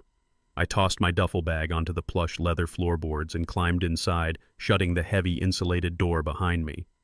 The howling wind was instantly muted, replaced by the absolute quiet of an armored luxury cabin. Vincent Hayes sat in the opposite captain's chair, reviewing a thick legal dossier on his illuminated tablet. He looked up, adjusting his tailored suit jacket, and offered a brief clinical nod. "Good morning, Mr. Freeman," Vincent said smoothly. The ambient heating system quickly thawed the frost from my jacket. I rolled my shoulders back, shedding the physical hunch and the manufactured frailty I had carried for weeks. I sat up straight, expanding my chest and claiming my rightful space. The poor victim act was officially over. "It is a beautiful morning, Vincent," I replied, my voice resonating with deep, absolute authority. The chauffeur put the Navigator into gear and we glided smoothly away from the neighborhood, leaving Blake and Camille to face the incoming slaughter alone. "Let us head downtown," Vincent, I instructed, staring out the tinted window at the burning tech empire. "It is time to execute the final judgments." She rushed to the family court the moment the blizzard cleared enough to safely drive. Camille sat before a duty clerk, sobbing heavily into a crumpled tissue. She claimed her elderly father, suffering from aggressive and rapid early-onset dementia, had wandered out of their home during the worst winter storm of the decade. She painted a tragic picture of a delusional old man who had completely lost his grip on reality and posed an immediate life-threatening danger to himself. Of course, she entirely omitted the fact that her husband had violently thrown me out into the freezing snow while she watched in cold silence. Her emergency petition for conservatorship was a masterclass in weaponized sympathy.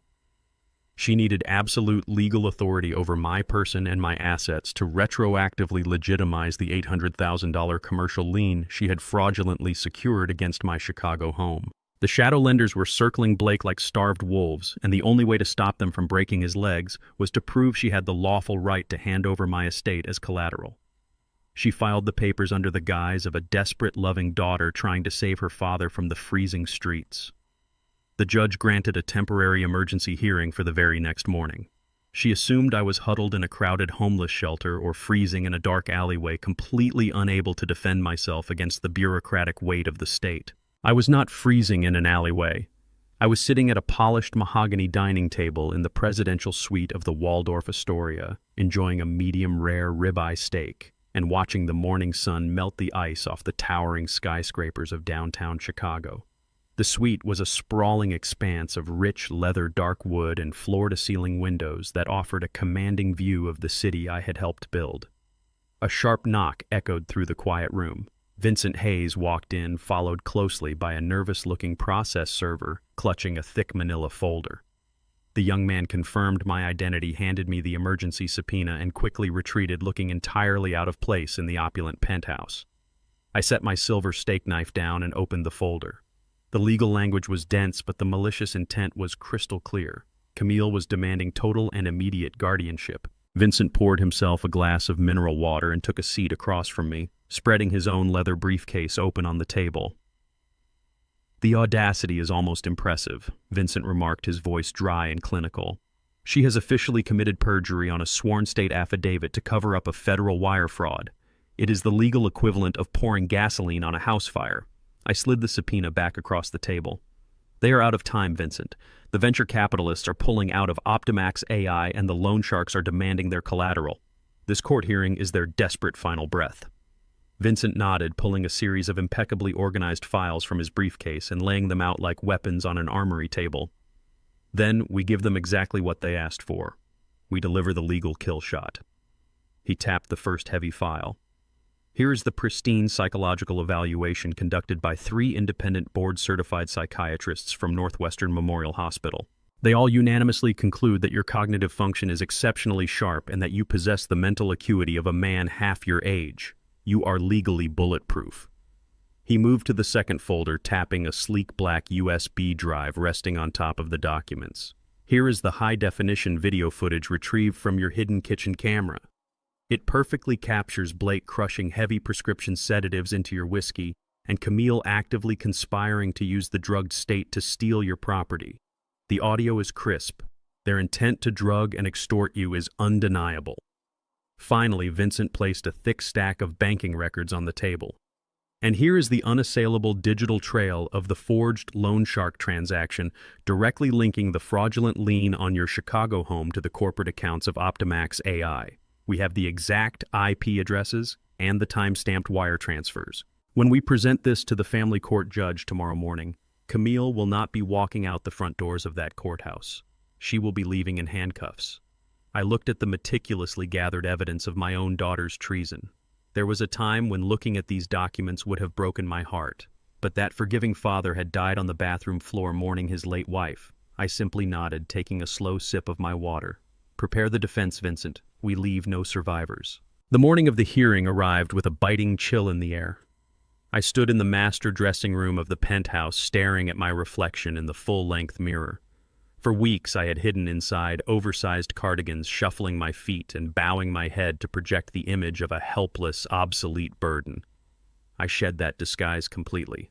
I dressed with the deliberate precision of a general preparing for the final battle of a long and bloody war. I slid my arms into a bespoke tailored charcoal wool suit that Vincent had arranged for me.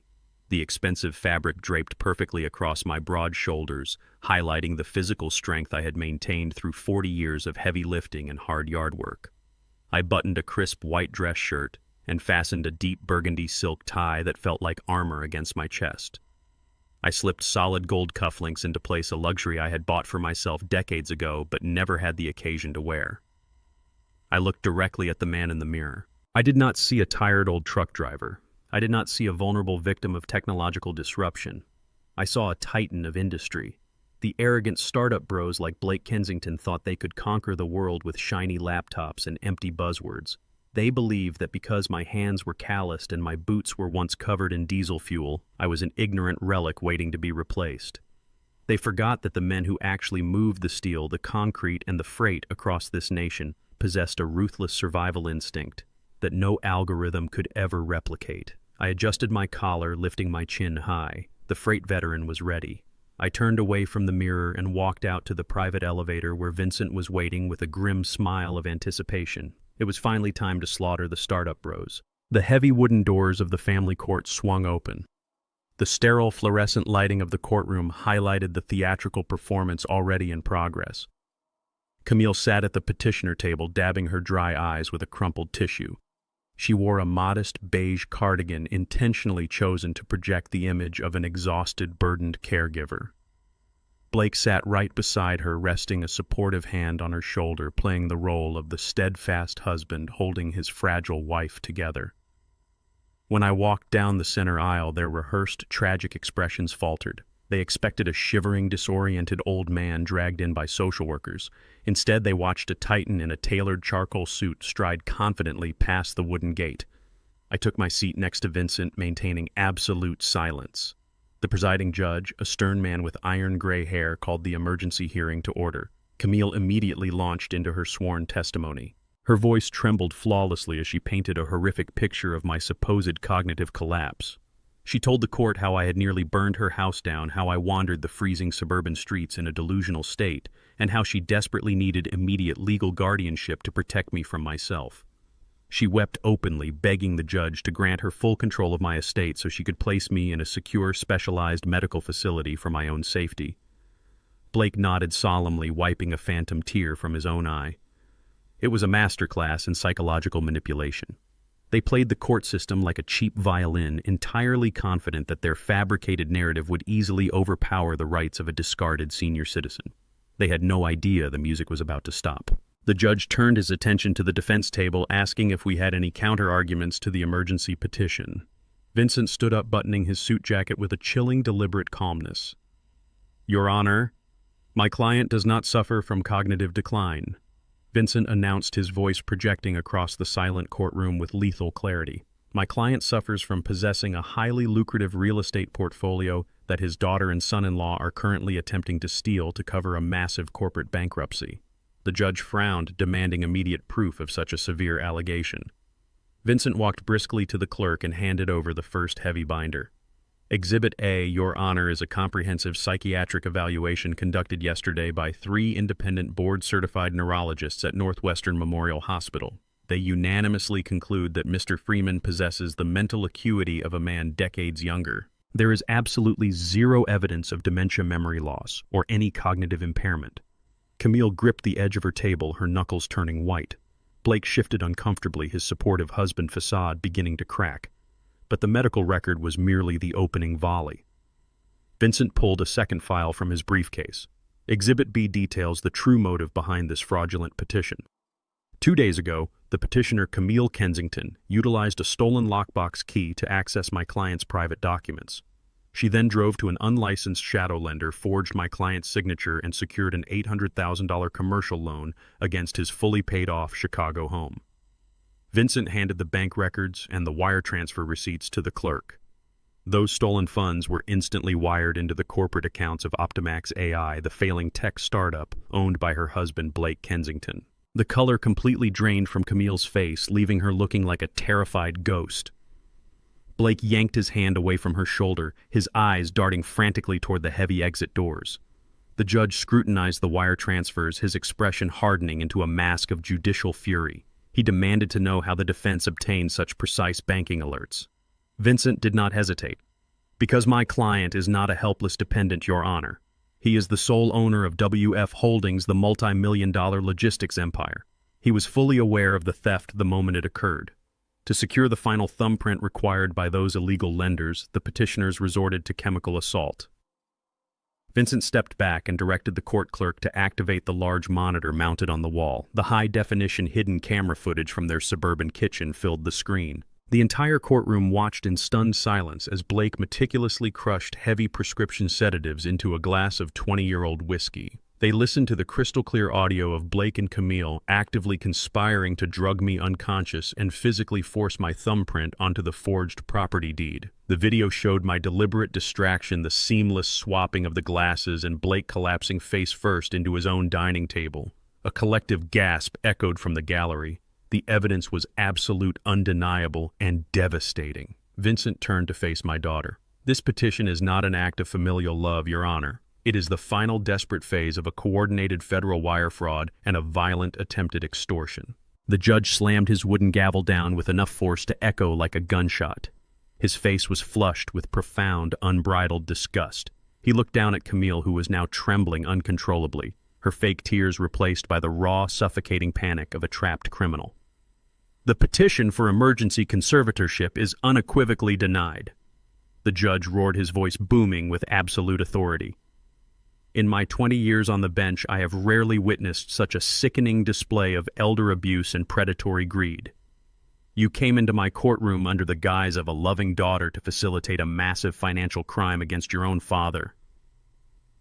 The judge did not even pause to let her speak. He signaled to the armed bailiffs standing by the wooden double doors. "Officers, take the petitioner into custody immediately.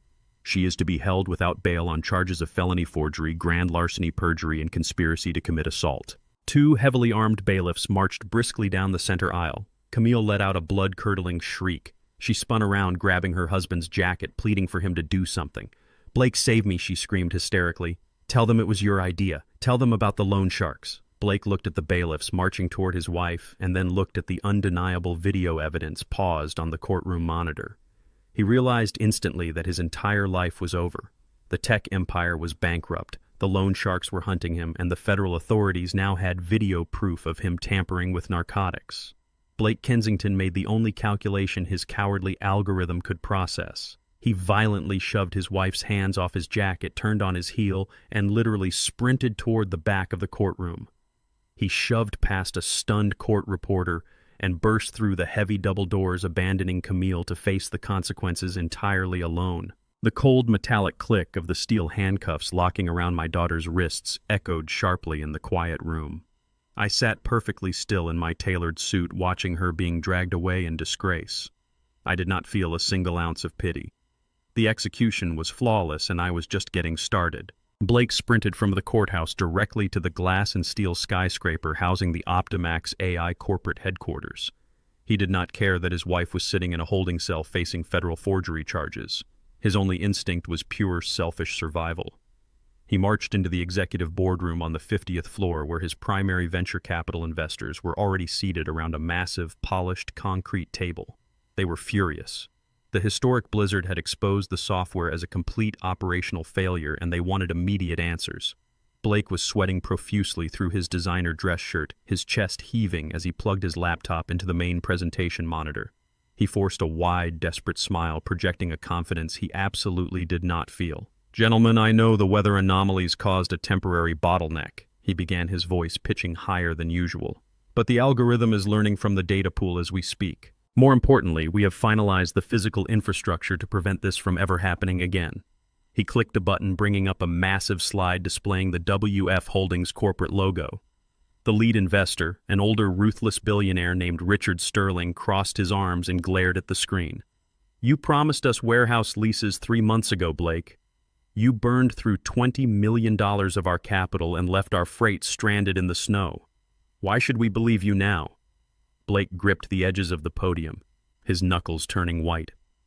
"Because WF Holdings has agreed to lease us the entire Southport network today." He lied, his voice shaking with sheer desperation.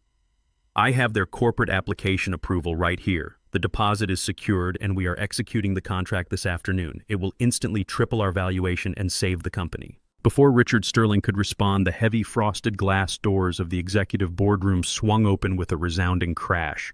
Every head at the concrete table turned toward the entrance. Blake froze mid-sentence, the remote clicker slipping from his sweaty palm and clattering onto the floor. I walked into the room, my bespoke charcoal suit, absorbing the bright fluorescent light, my posture radiating the absolute authority of a man who owned everything he surveyed. Vincent Hayes flanked my right side, carrying a sleek leather briefcase and looking like an executioner ready to deliver the final blow. Blake stared at me in total disbelief.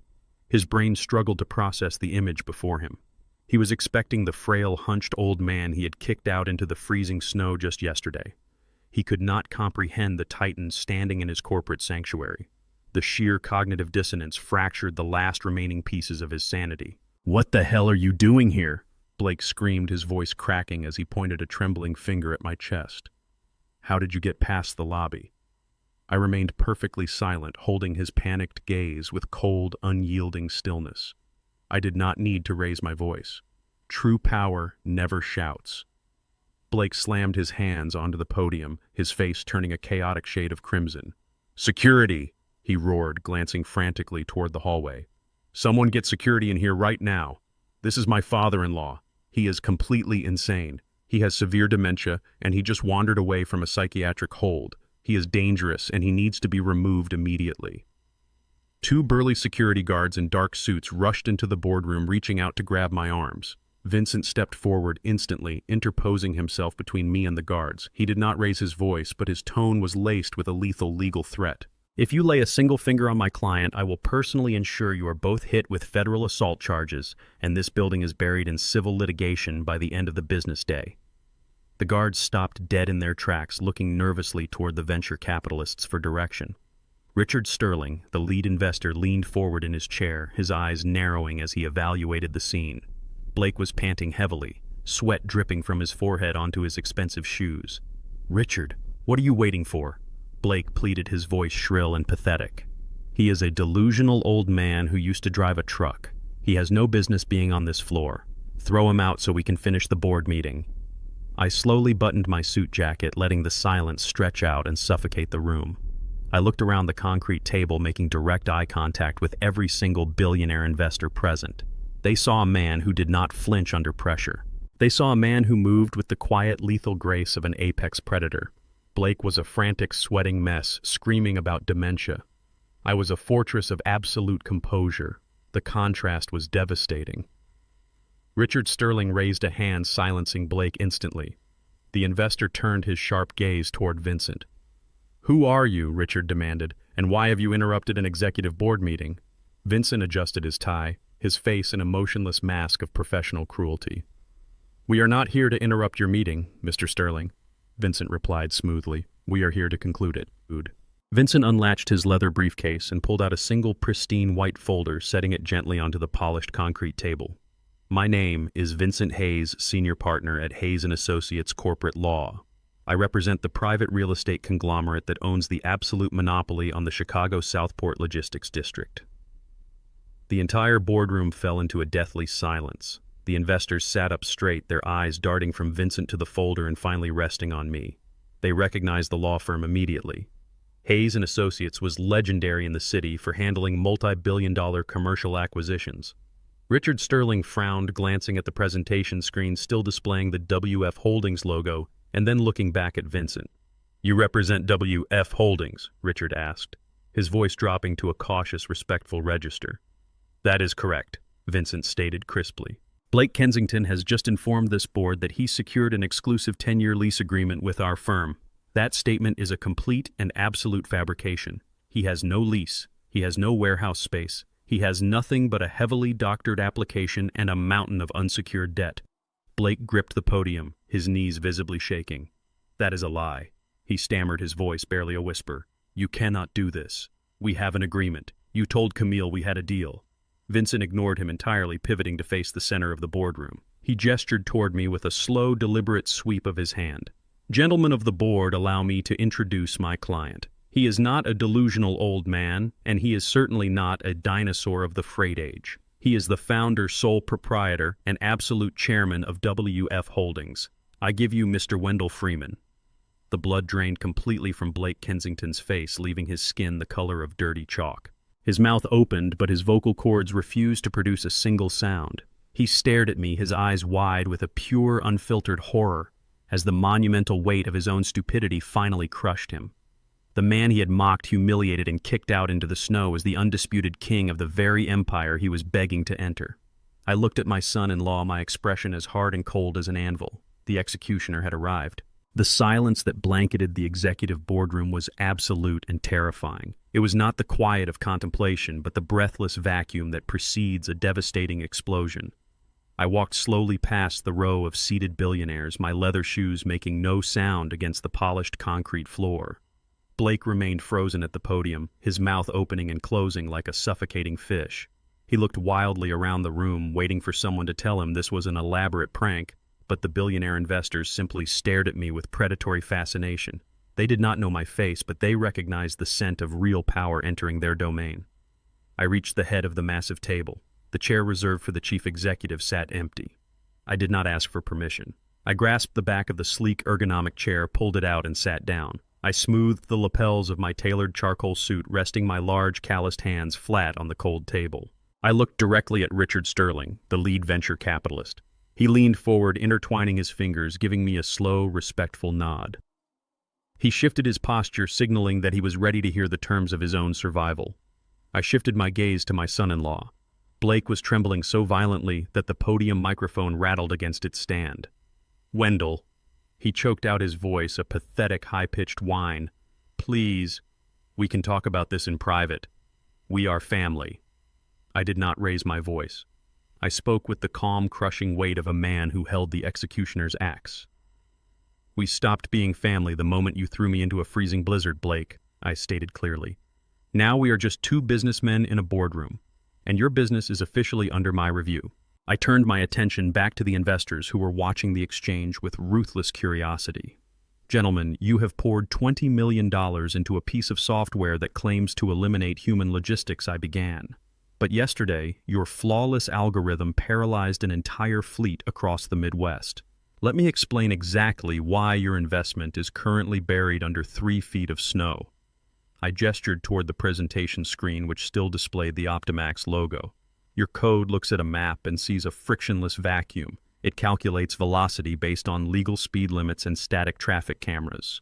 It does not feel the barometric pressure drop that warns a driver of invisible black ice forming on the overpasses of Interstate 80. It does not understand that secondary rural roads are unplowed traps for a 10-ton rig with a full payload. A veteran dispatcher knows to halt the fleet, wait for the salt trucks, and reroute priority cargo through the southern corridors. Your CEO decided human intuition was an obsolete dinosaur. Because of his profound, arrogant ignorance, your algorithm drove your assets into a frozen apocalypse, resulting in millions of dollars in penalty fees. Richard Sterling scowled, shooting a furious glare at Blake. Blake gripped the edges of the podium, his knuckles bone white. The software is learning. He pleaded weakly, his eyes darting frantically. It was an unprecedented weather anomaly. We just need the warehouse leases to secure the cross-docking process. Once we control the South Port, the AI will have physical buffer zones. I raised a hand, cutting him off instantly. You are not getting the leases, Blake, I said, my voice dropping to a dangerous clinical register. Because you cannot afford the security deposit. In fact, you cannot afford to keep the lights on in this building. I nodded to Vincent, who stood stoically by the door. Vincent stepped forward, unlatching his leather briefcase. He produced several thick, meticulously organized packets, sliding them across the smooth concrete table to the investors. Blake lunged forward, trying to grab the papers, but Richard Sterling snatched the top packet away before Blake could reach it. What are these? Sterling demanded, flipping open the heavy file. Those are the unredacted financial records of Optimax AI, I explained, watching the blood drain completely from my son-in-law's face. They detail a massive high-interest shadow loan currently in default. To hide his operational losses from this board, Blake Kensington and my daughter attempted to secure emergency capital by forging my signature on a deed transfer for my personal property. They committed federal wire fraud to fake their liquidity to you. Sterling's face contorted in absolute rage. He slammed his fist onto the table, making the heavy coffee mugs rattle. You forged a real estate document to secure a shadow loan, Sterling roared at Blake, leaning over the table like a predator. You lied on your asset portfolio to get our Series B funding. You told us you had a cash runway. Blake was hyperventilating, sweat pouring down his cheeks and soaking the collar of his designer shirt. Richard, I can explain, he stammered, taking a terrified step back from the podium. The loan was just a temporary bridge. The tech is solid. The tech is useless without a physical harbor, I countered, slicing through his pathetic defense. You built a digital bridge to nowhere. You sneered at the people who actually moved the freight, thinking you could replace decades of hard-earned grit with a few lines of code. But you forgot that men like me own the concrete, the steel, and the actual ground your trucks need to park on. I looked down the long concrete table, locking eyes with the enraged venture capitalists. They were no longer looking at an investment opportunity. They were looking at a massive federal liability wearing a sweaty dress shirt. WF Holdings officially and permanently denies all leasing applications from Optimax AI. I declared the finality of my words echoing off the glass walls. My infrastructure will never service a company run by a fraudulent, incompetent coward. You have no warehouses. You have no network. You have absolutely nothing. The boardroom erupted into total and immediate chaos. Richard Sterling stood up, picking up the forged financial packet and hurling it directly at Blake's chest. The papers scattered across the floor like dead leaves. We are pulling our capital effectively immediately, Sterling shouted, his voice dripping with pure corporate venom. I am freezing the remaining operating accounts right now and calling our legal team. You are done, Kensington. The entire board is voting to dissolve this company before the SEC kicks in our doors. We are turning these forged documents over to the federal authorities to mitigate our own exposure. Blake collapsed backward, hitting the presentation screen and sliding down the wall until he hit the floor. He brought his knees up to his chest, covering his face with his hands. He began weeping openly in front of the very men he had tried to impress with his arrogant tech bravado. The brilliant startup visionary was completely annihilated, stripped of his fake empire and exposed as a petty common thief. Investors grabbed their expensive coats and briefcases, storming out of the boardroom in a frantic rush to contact their banking divisions and salvage whatever capital remained. The multi-million-dollar tech startup died right there on the polished concrete floor, bleeding out from the fatal wounds of its own unbridled arrogance. The total collapse took exactly 15 minutes. I stood up from the head of the table, adjusting my suit jacket with a slow, deliberate motion. I looked down at the sobbing, pathetic man huddled against the wall. I did not feel a single drop of pity or remorse. He had designed his own destruction. Vincent opened the heavy glass door for me, stepping aside with professional deference. I walked out of the corporate headquarters, leaving Blake Kensington to drown in the absolute wreckage of his own design. Blake stumbled out of the downtown skyscraper a completely broken man. The brisk Chicago wind cut through his sweat-soaked designer shirt, but he was too numb to feel the freezing cold. He flagged down a cab because his corporate credit cards had already been frozen by the furious venture capitalists. When the taxi pulled into his affluent suburban cul-de-sac, the final crushing reality of his arrogance was waiting for him on the front lawn. Two massive, unmarked black utility vehicles were parked diagonally across his pristine driveway. Four large men in dark tactical jackets were systematically carrying boxes of electronics, expensive artwork, and custom furniture out the front door and loading them into a heavy cargo van. Blake scrambled out of the taxi, his legs barely holding his own weight. He ran up the driveway, shouting at the men to stop. A broad-shouldered man holding a heavy clipboard stepped directly into his path, blocking the grand entrance. The man did not wear a suit like a traditional bank auditor. He had the hard, calloused look of a shadow lender enforcer. He shoved a heavy foreclosure notice against Blake's chest with brutal force. The fraudulent lien you secured against the Chicago property triggered an automatic default clause the moment your corporate accounts were frozen, the enforcer stated with a terrifying lack of emotion. The debt was called in immediately. Your company is bankrupt, your assets are seized, and this property now belongs to my employers. Blake tried to push past him, demanding to get his laptop and his remaining cash, but the enforcer shoved him backwards so hard, Blake fell hard onto the frozen grass. "You have absolutely nothing left here, Kensington," the man warned, his hand resting subtly on a holster at his belt. "Walk away before we decide to collect the remaining balance in blood." Blake sat on the freezing lawn, watching his entire fabricated life being boxed up and driven away. He was locked out of his own home, penniless and utterly alone in the world. A heavy freezing rain began to fall over the city, washing away the last remnants of the morning blizzard. I sat in my expansive private office at the WF Holdings headquarters, reviewing the operational logistics for the upcoming quarter.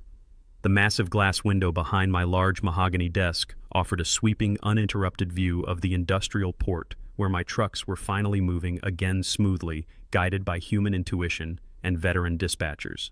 The intercom on my desk buzzed a sharp interruption to the quiet hum of corporate productivity.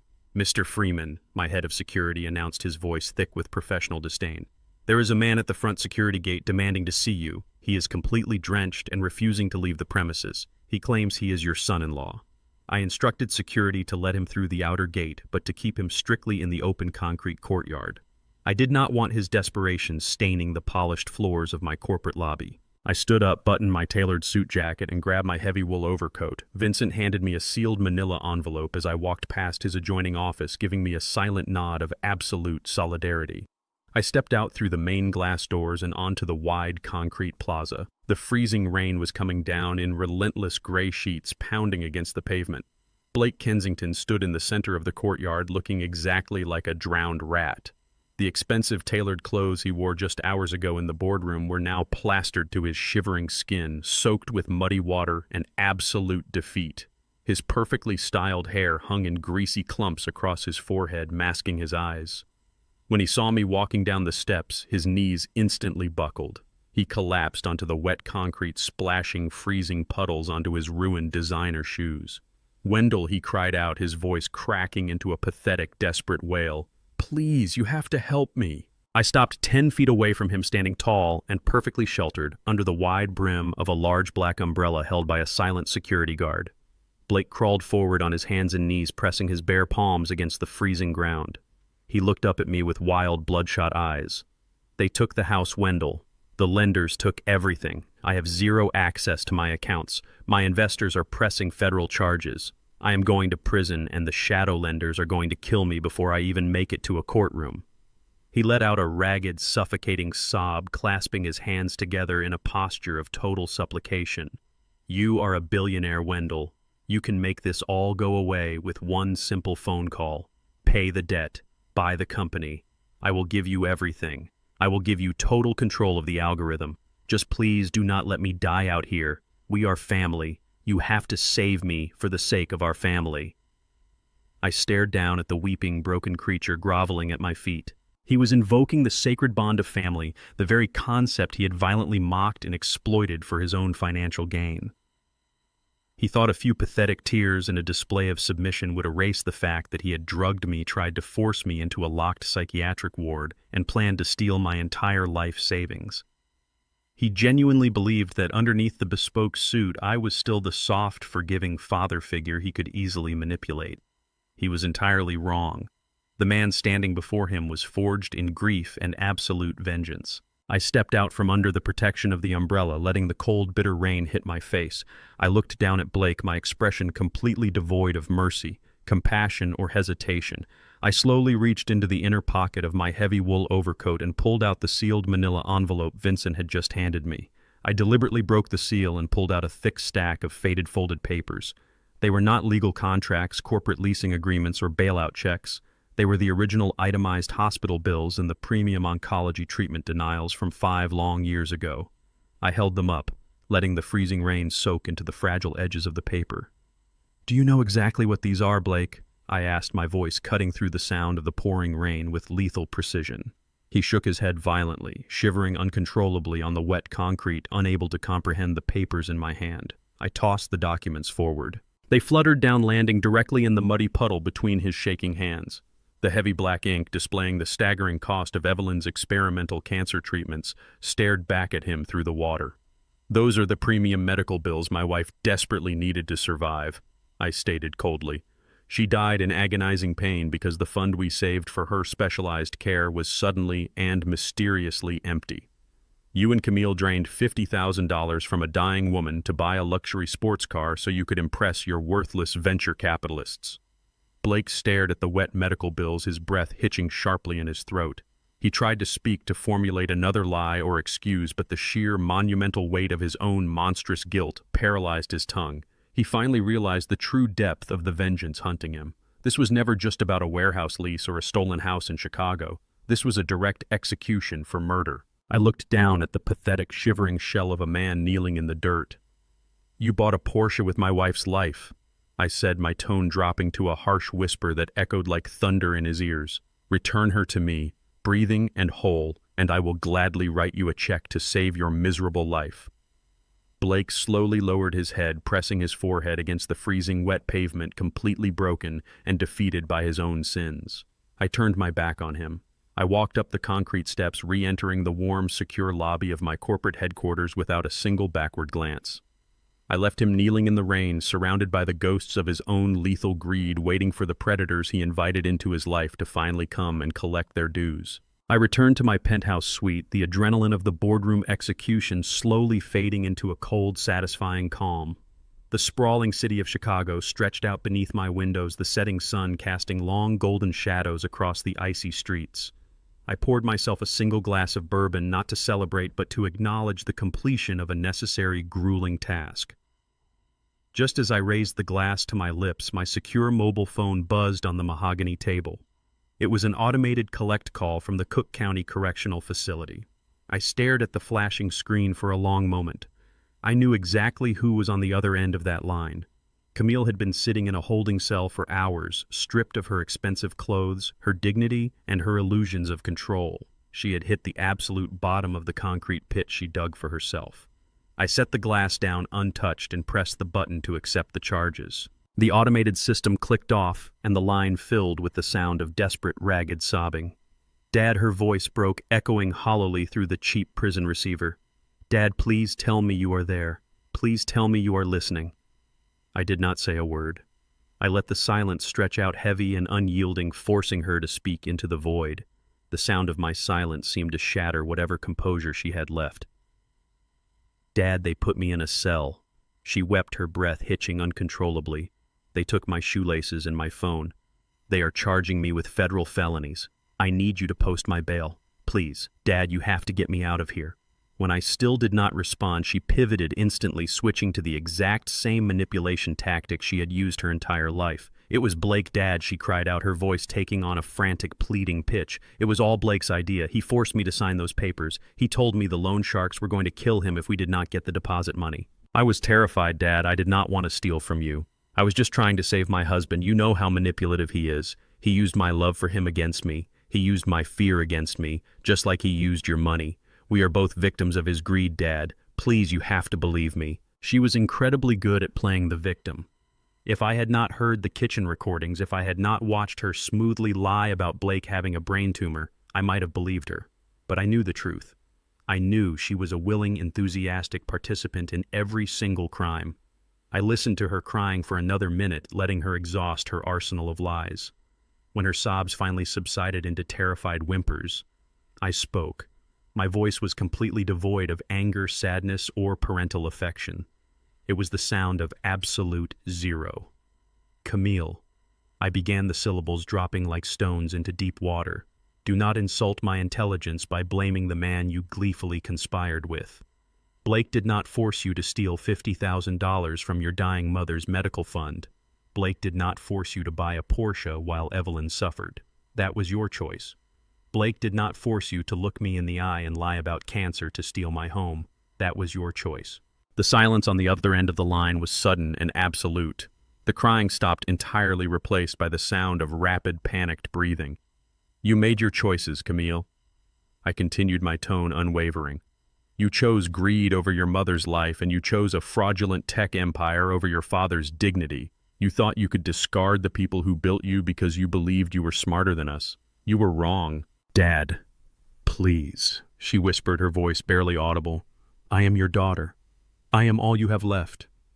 I looked out the penthouse window at the sprawling logistics network that Evelyn and I had built together. I thought about the thousands of men and women who worked hard, honest jobs moving freight across the country. I thought about the legacy I was actually protecting. "The law has a penalty for forgery, Camille." I stated the finality of my words, echoing like a gavel striking wood. "The universe has a penalty for greed. I am not a judge or a jury, but I am the man who holds the keys to your salvation, and I am throwing them away. Do not ever call this number again." I pressed the red button, disconnecting the line before she could utter a single word in response. I did not pause to listen to the dial tone. I simply removed the back panel of the prepaid mobile phone, pulled out the small plastic SIM card, and snapped it cleanly in half. I dropped the broken pieces into the trash bin, sealing my daughter's fate permanently. The execution was complete, and I was finally free. The fallout from the spectacular collapse of Optimax AI was swift and absolute. Within 30 days, the enraged venture capitalists had stripped the company down to its copper wiring, desperately attempting to recoup whatever pennies they could from the unprecedented disaster.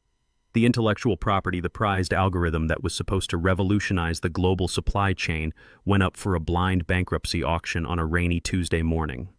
I attended in person, walking into the sterile downtown conference room wearing the exact same charcoal suit I had worn to the family court. There were no arrogant tech executives in the room this time. Only liquidation lawyers, tired bankruptcy judges, and bored institutional creditors. The bidding started insultingly low. Nobody in the commercial sector wanted to touch a software suite publicly associated with a massive federal fraud investigation and a catastrophic operational failure that had stranded thousands of trucks in a blizzard. They saw cursed code and toxic assets. I saw a heavily discounted tool. Vincent sat beside me holding a pristine legal pad. With a single subtle nod to my attorney, I placed the winning bid. I purchased the entirety of Optimax AI, the raw source code, the proprietary servers, and all associated logistical patents for a fraction of a percent of its former valuation. I bought Blake Kensington's entire life's work for pennies on the dollar using the very wealth he had tried to steal from me. The transaction took less than 15 minutes to finalize.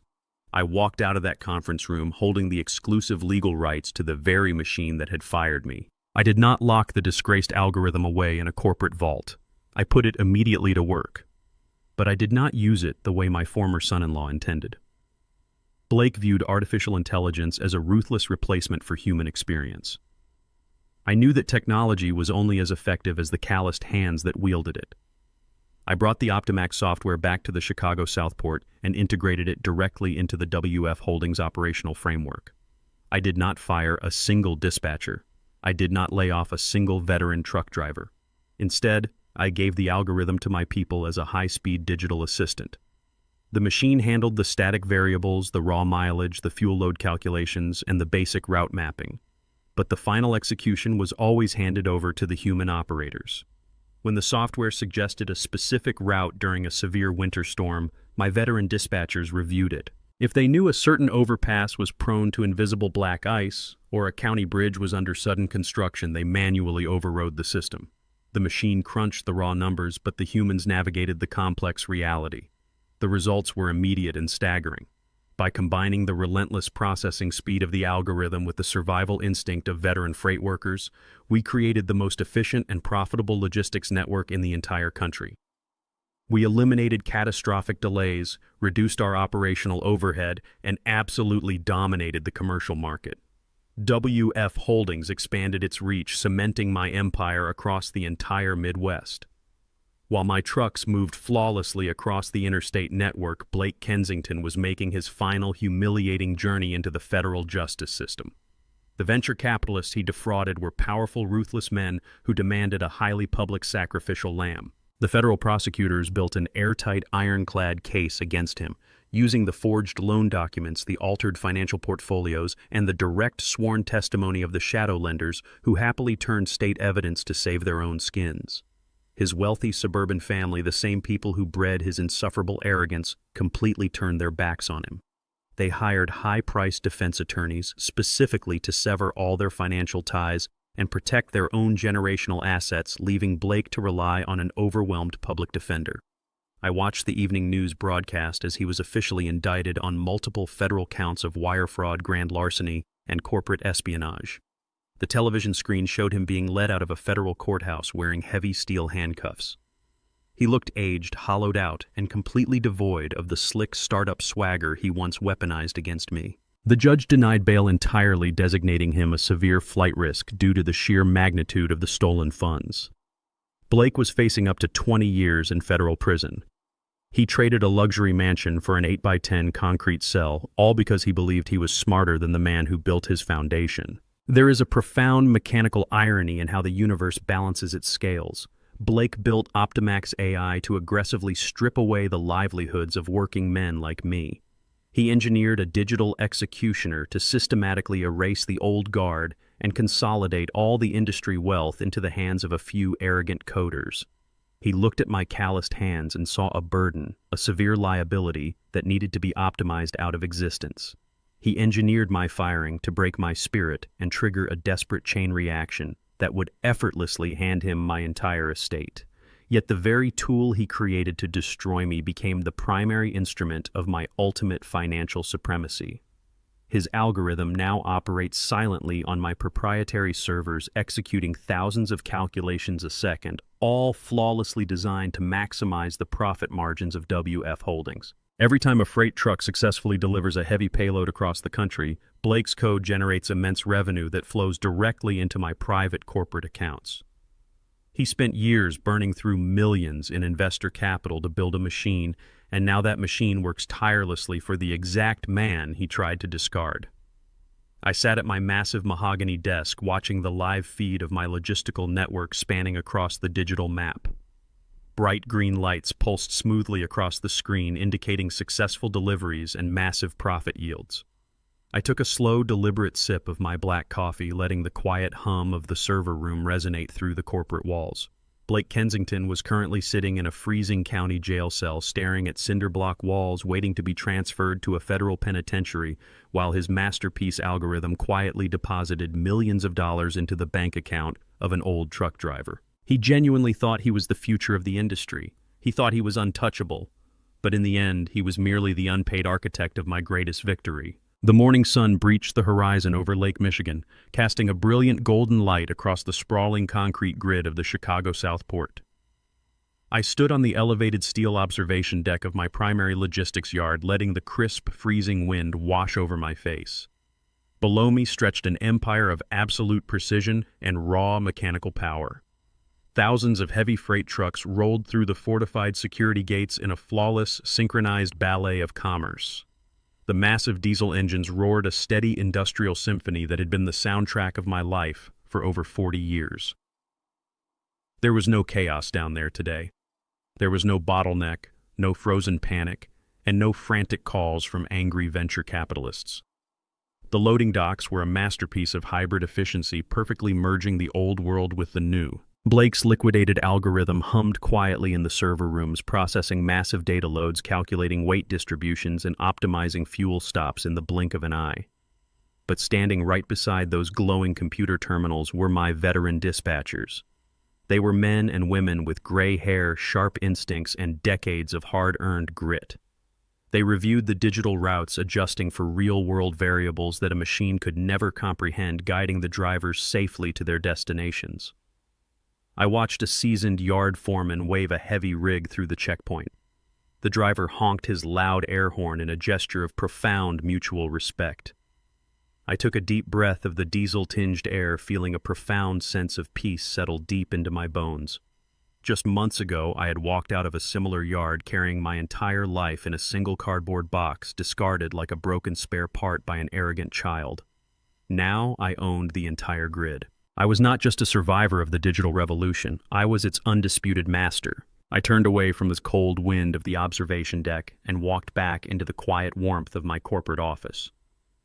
The massive mahogany desk was completely clear of the usual morning clutter.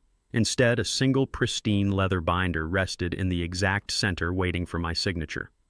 I sat down in my heavy leather chair and opened the binder. The crisp legal documents inside represented the most important financial investment I would ever make. It was not another commercial real estate acquisition or a ruthless corporate buyout. It was the formal legal charter for the Evelyn Freeman Fund. When my daughter and her husband stole my late wife's medical money, they did not just commit a federal financial crime. They committed a profound moral atrocity against a woman who had spent her entire life building a safe harbor for her family. I could not bring Evelyn back to me, but I could ensure her name became a permanent, unbreakable shield for those who could not defend themselves against corporate greed. The logistics industry was changing rapidly, and venture capitalists were funding dozens of ruthless copycat startups, aiming to replace aging workers with cold, unfeeling algorithms. Good, honest people, men and women who had given their best physical years to the highways and the warehouses, were being cast aside with automated termination emails, just like I had been. They were stripped of their hard-earned pensions, denied their rightful severances, and pushed into absolute poverty by young executives who viewed human beings as negative line items on a digital balance sheet. The Evelyn Freeman Fund was meticulously designed to be their absolute financial and legal salvation. I seeded the foundation with a massive initial endowment generated directly from the recovered assets and liquidated accounts of Optimax AI. I retained Vincent Hayes and an entire specialized team of aggressive corporate litigators to operate as the ruthless legal enforcement arm of the charity. If a tech company wrongfully terminated an elderly freight worker to replace them with software, my foundation stepped in immediately. We provided the discarded workers with zero-interest bridge loans to save their homes, pay their medical bills, and feed their families. But more importantly, we provided them with the devastating legal firepower required to fight back. My lawyers dragged those predatory tech firms into federal court, suing them for age discrimination, breach of contract, and malicious wrongful termination. We forced the startups to pay massive punitive settlements to the very people they tried to throw away into the gutter. We made it financially catastrophic for any tech bro to target the old guard of the logistics world. I picked up my gold fountain pen and signed my name at the bottom of the charter, feeling a deep, comforting warmth radiate through my chest. Evelyn would have loved this foundation. She always believed that true wealth was measured by how many people you could protect from the storm. Her name would no longer be associated with stolen cancer funds or the cruelty of an ungrateful daughter sitting in a jail cell. Her name would be feared in corporate boardrooms across the country and revered in the break rooms of every freight yard in the Midwest. I closed the leather binder, handing it to Vincent, who had quietly entered the office. "Execute the charter, Vincent," I commanded softly. "Make sure every shipping company in the state knows that the Evelyn Freeman Fund is actively watching them." The office was completely silent now, save for the faint, rhythmic hum of the city moving outside my window. Vincent offered a sharp, respectful nod and walked out of the room, carrying my wife's legacy into the world. I stood up and walked over to the thick pane of glass, pressing my hand against the cool surface. Below me, the relentless machinery of American commerce continued its endless march forward. The world is utterly obsessed with the future. Everyone is rushing to build the next algorithm, the next artificial intelligence, the next automated system that promises to erase human error from the equation entirely. They worship raw digital efficiency, and they deeply despise the slow, messy, analog reality of flesh and blood. But they fundamentally misunderstand the nature of the world they are trying so desperately to conquer. Technology is simply a tool. It is a hammer, a wheel, a string of compiled code operating on a silicone chip. It has no soul. It has no memory. It does not know the value of a hard day of physical labor or the crushing, suffocating weight of grief. Blake Kensington genuinely believed his software made him a god among men. He believed that because he could map a route on a glowing screen, he understood the entire journey. He was a fool who confused processing power with actual human wisdom. He looked at my calloused hands and saw a relic, a slow-moving obstacle that needed to be deleted to make way for his version of progress. He never realized that the true strength of the old guard does not come from our speed. It comes from our absolute endurance. We have survived economic recessions, brutal blizzards, devastating betrayals, and broken hearts. We have been forged in the very fires that these young executives pay millions of dollars to avoid. You cannot code resilience into a machine. You cannot program the primal instinct to survive when everything you love has been violently stripped away. I watched a single heavy freight truck pull out of the yard below and merge seamlessly onto the highway, carrying its heavy load toward the endless horizon. The diesel engine roared a sound of pure, unyielding power. I folded my hands behind my back, standing tall in the quiet sanctuary of my empire. An algorithm can calculate the fastest route from A to B, but it can never calculate the depth of human betrayal or the sheer unstoppable force of an old man who has nothing left to lose. As I look back on the ashes of that fraudulent startup and the cold silence of my daughter sitting in a county jail cell, another profound truth reveals itself. We live in a world that aggressively worships the concept of the shortcut. This modern era teaches people that everything can be hacked, optimized, and fast-tracked. They are sold a dangerous illusion that if you move fast enough and disrupt the old ways, you simply do not have to put in the actual labor. Blake thought he could hack his way to a billion-dollar valuation by forging a signature and deploying a piece of untested software. Camille thought she could hack her way to an early inheritance by sacrificing the father who provided for her entire life. They viewed human beings as stepping stones and saw the world as a digital game to be manipulated rather than a physical reality to be respected. But life does not tolerate shortcuts, and the universe has zero patience for a foundation built on deceit. When you construct an empire using stolen money and broken promises, the very first winter storm will absolutely level it to the ground. My late wife Evelyn and I did not build our logistics network overnight. We built it through decades of freezing mornings, missed dinners, and relentless honest work. We earned the unwavering respect of the dock workers, the freight drivers, and the city bankers because we operated with unshakable integrity. We paid our debts, we kept our word, and we treated our people like human beings. That kind of deep-rooted foundation can never be copied by a machine learning algorithm, and it can certainly never be stolen with a forged legal document. The ultimate lesson here is that character is the only currency that retains its value during a catastrophic crisis. When the venture capitalists pulled their funding, Blake had absolutely no one to stand by his side because he treated everyone around him as entirely disposable. When Camille stood trembling before the family court judge, she had no one to defend her because she had viciously betrayed her only remaining protector. True, enduring power does not come from what you can secretly take from others. It comes from what you have built within your own soul when everything else is violently stripped away. It is the quiet, unwavering certainty that you have done the hard work and protected your own dignity. They tried to bury me in the snow because they thought I was just an obsolete relic of the past. They completely failed to understand that a man who has dug his own foundation with his bare hands knows exactly how to climb out of the dirt and reclaim his throne. If you found value in this story of absolute justice and resilience, please hit the like button, subscribe to the channel, and share this video with someone who needs a reminder that true strength never goes out of style.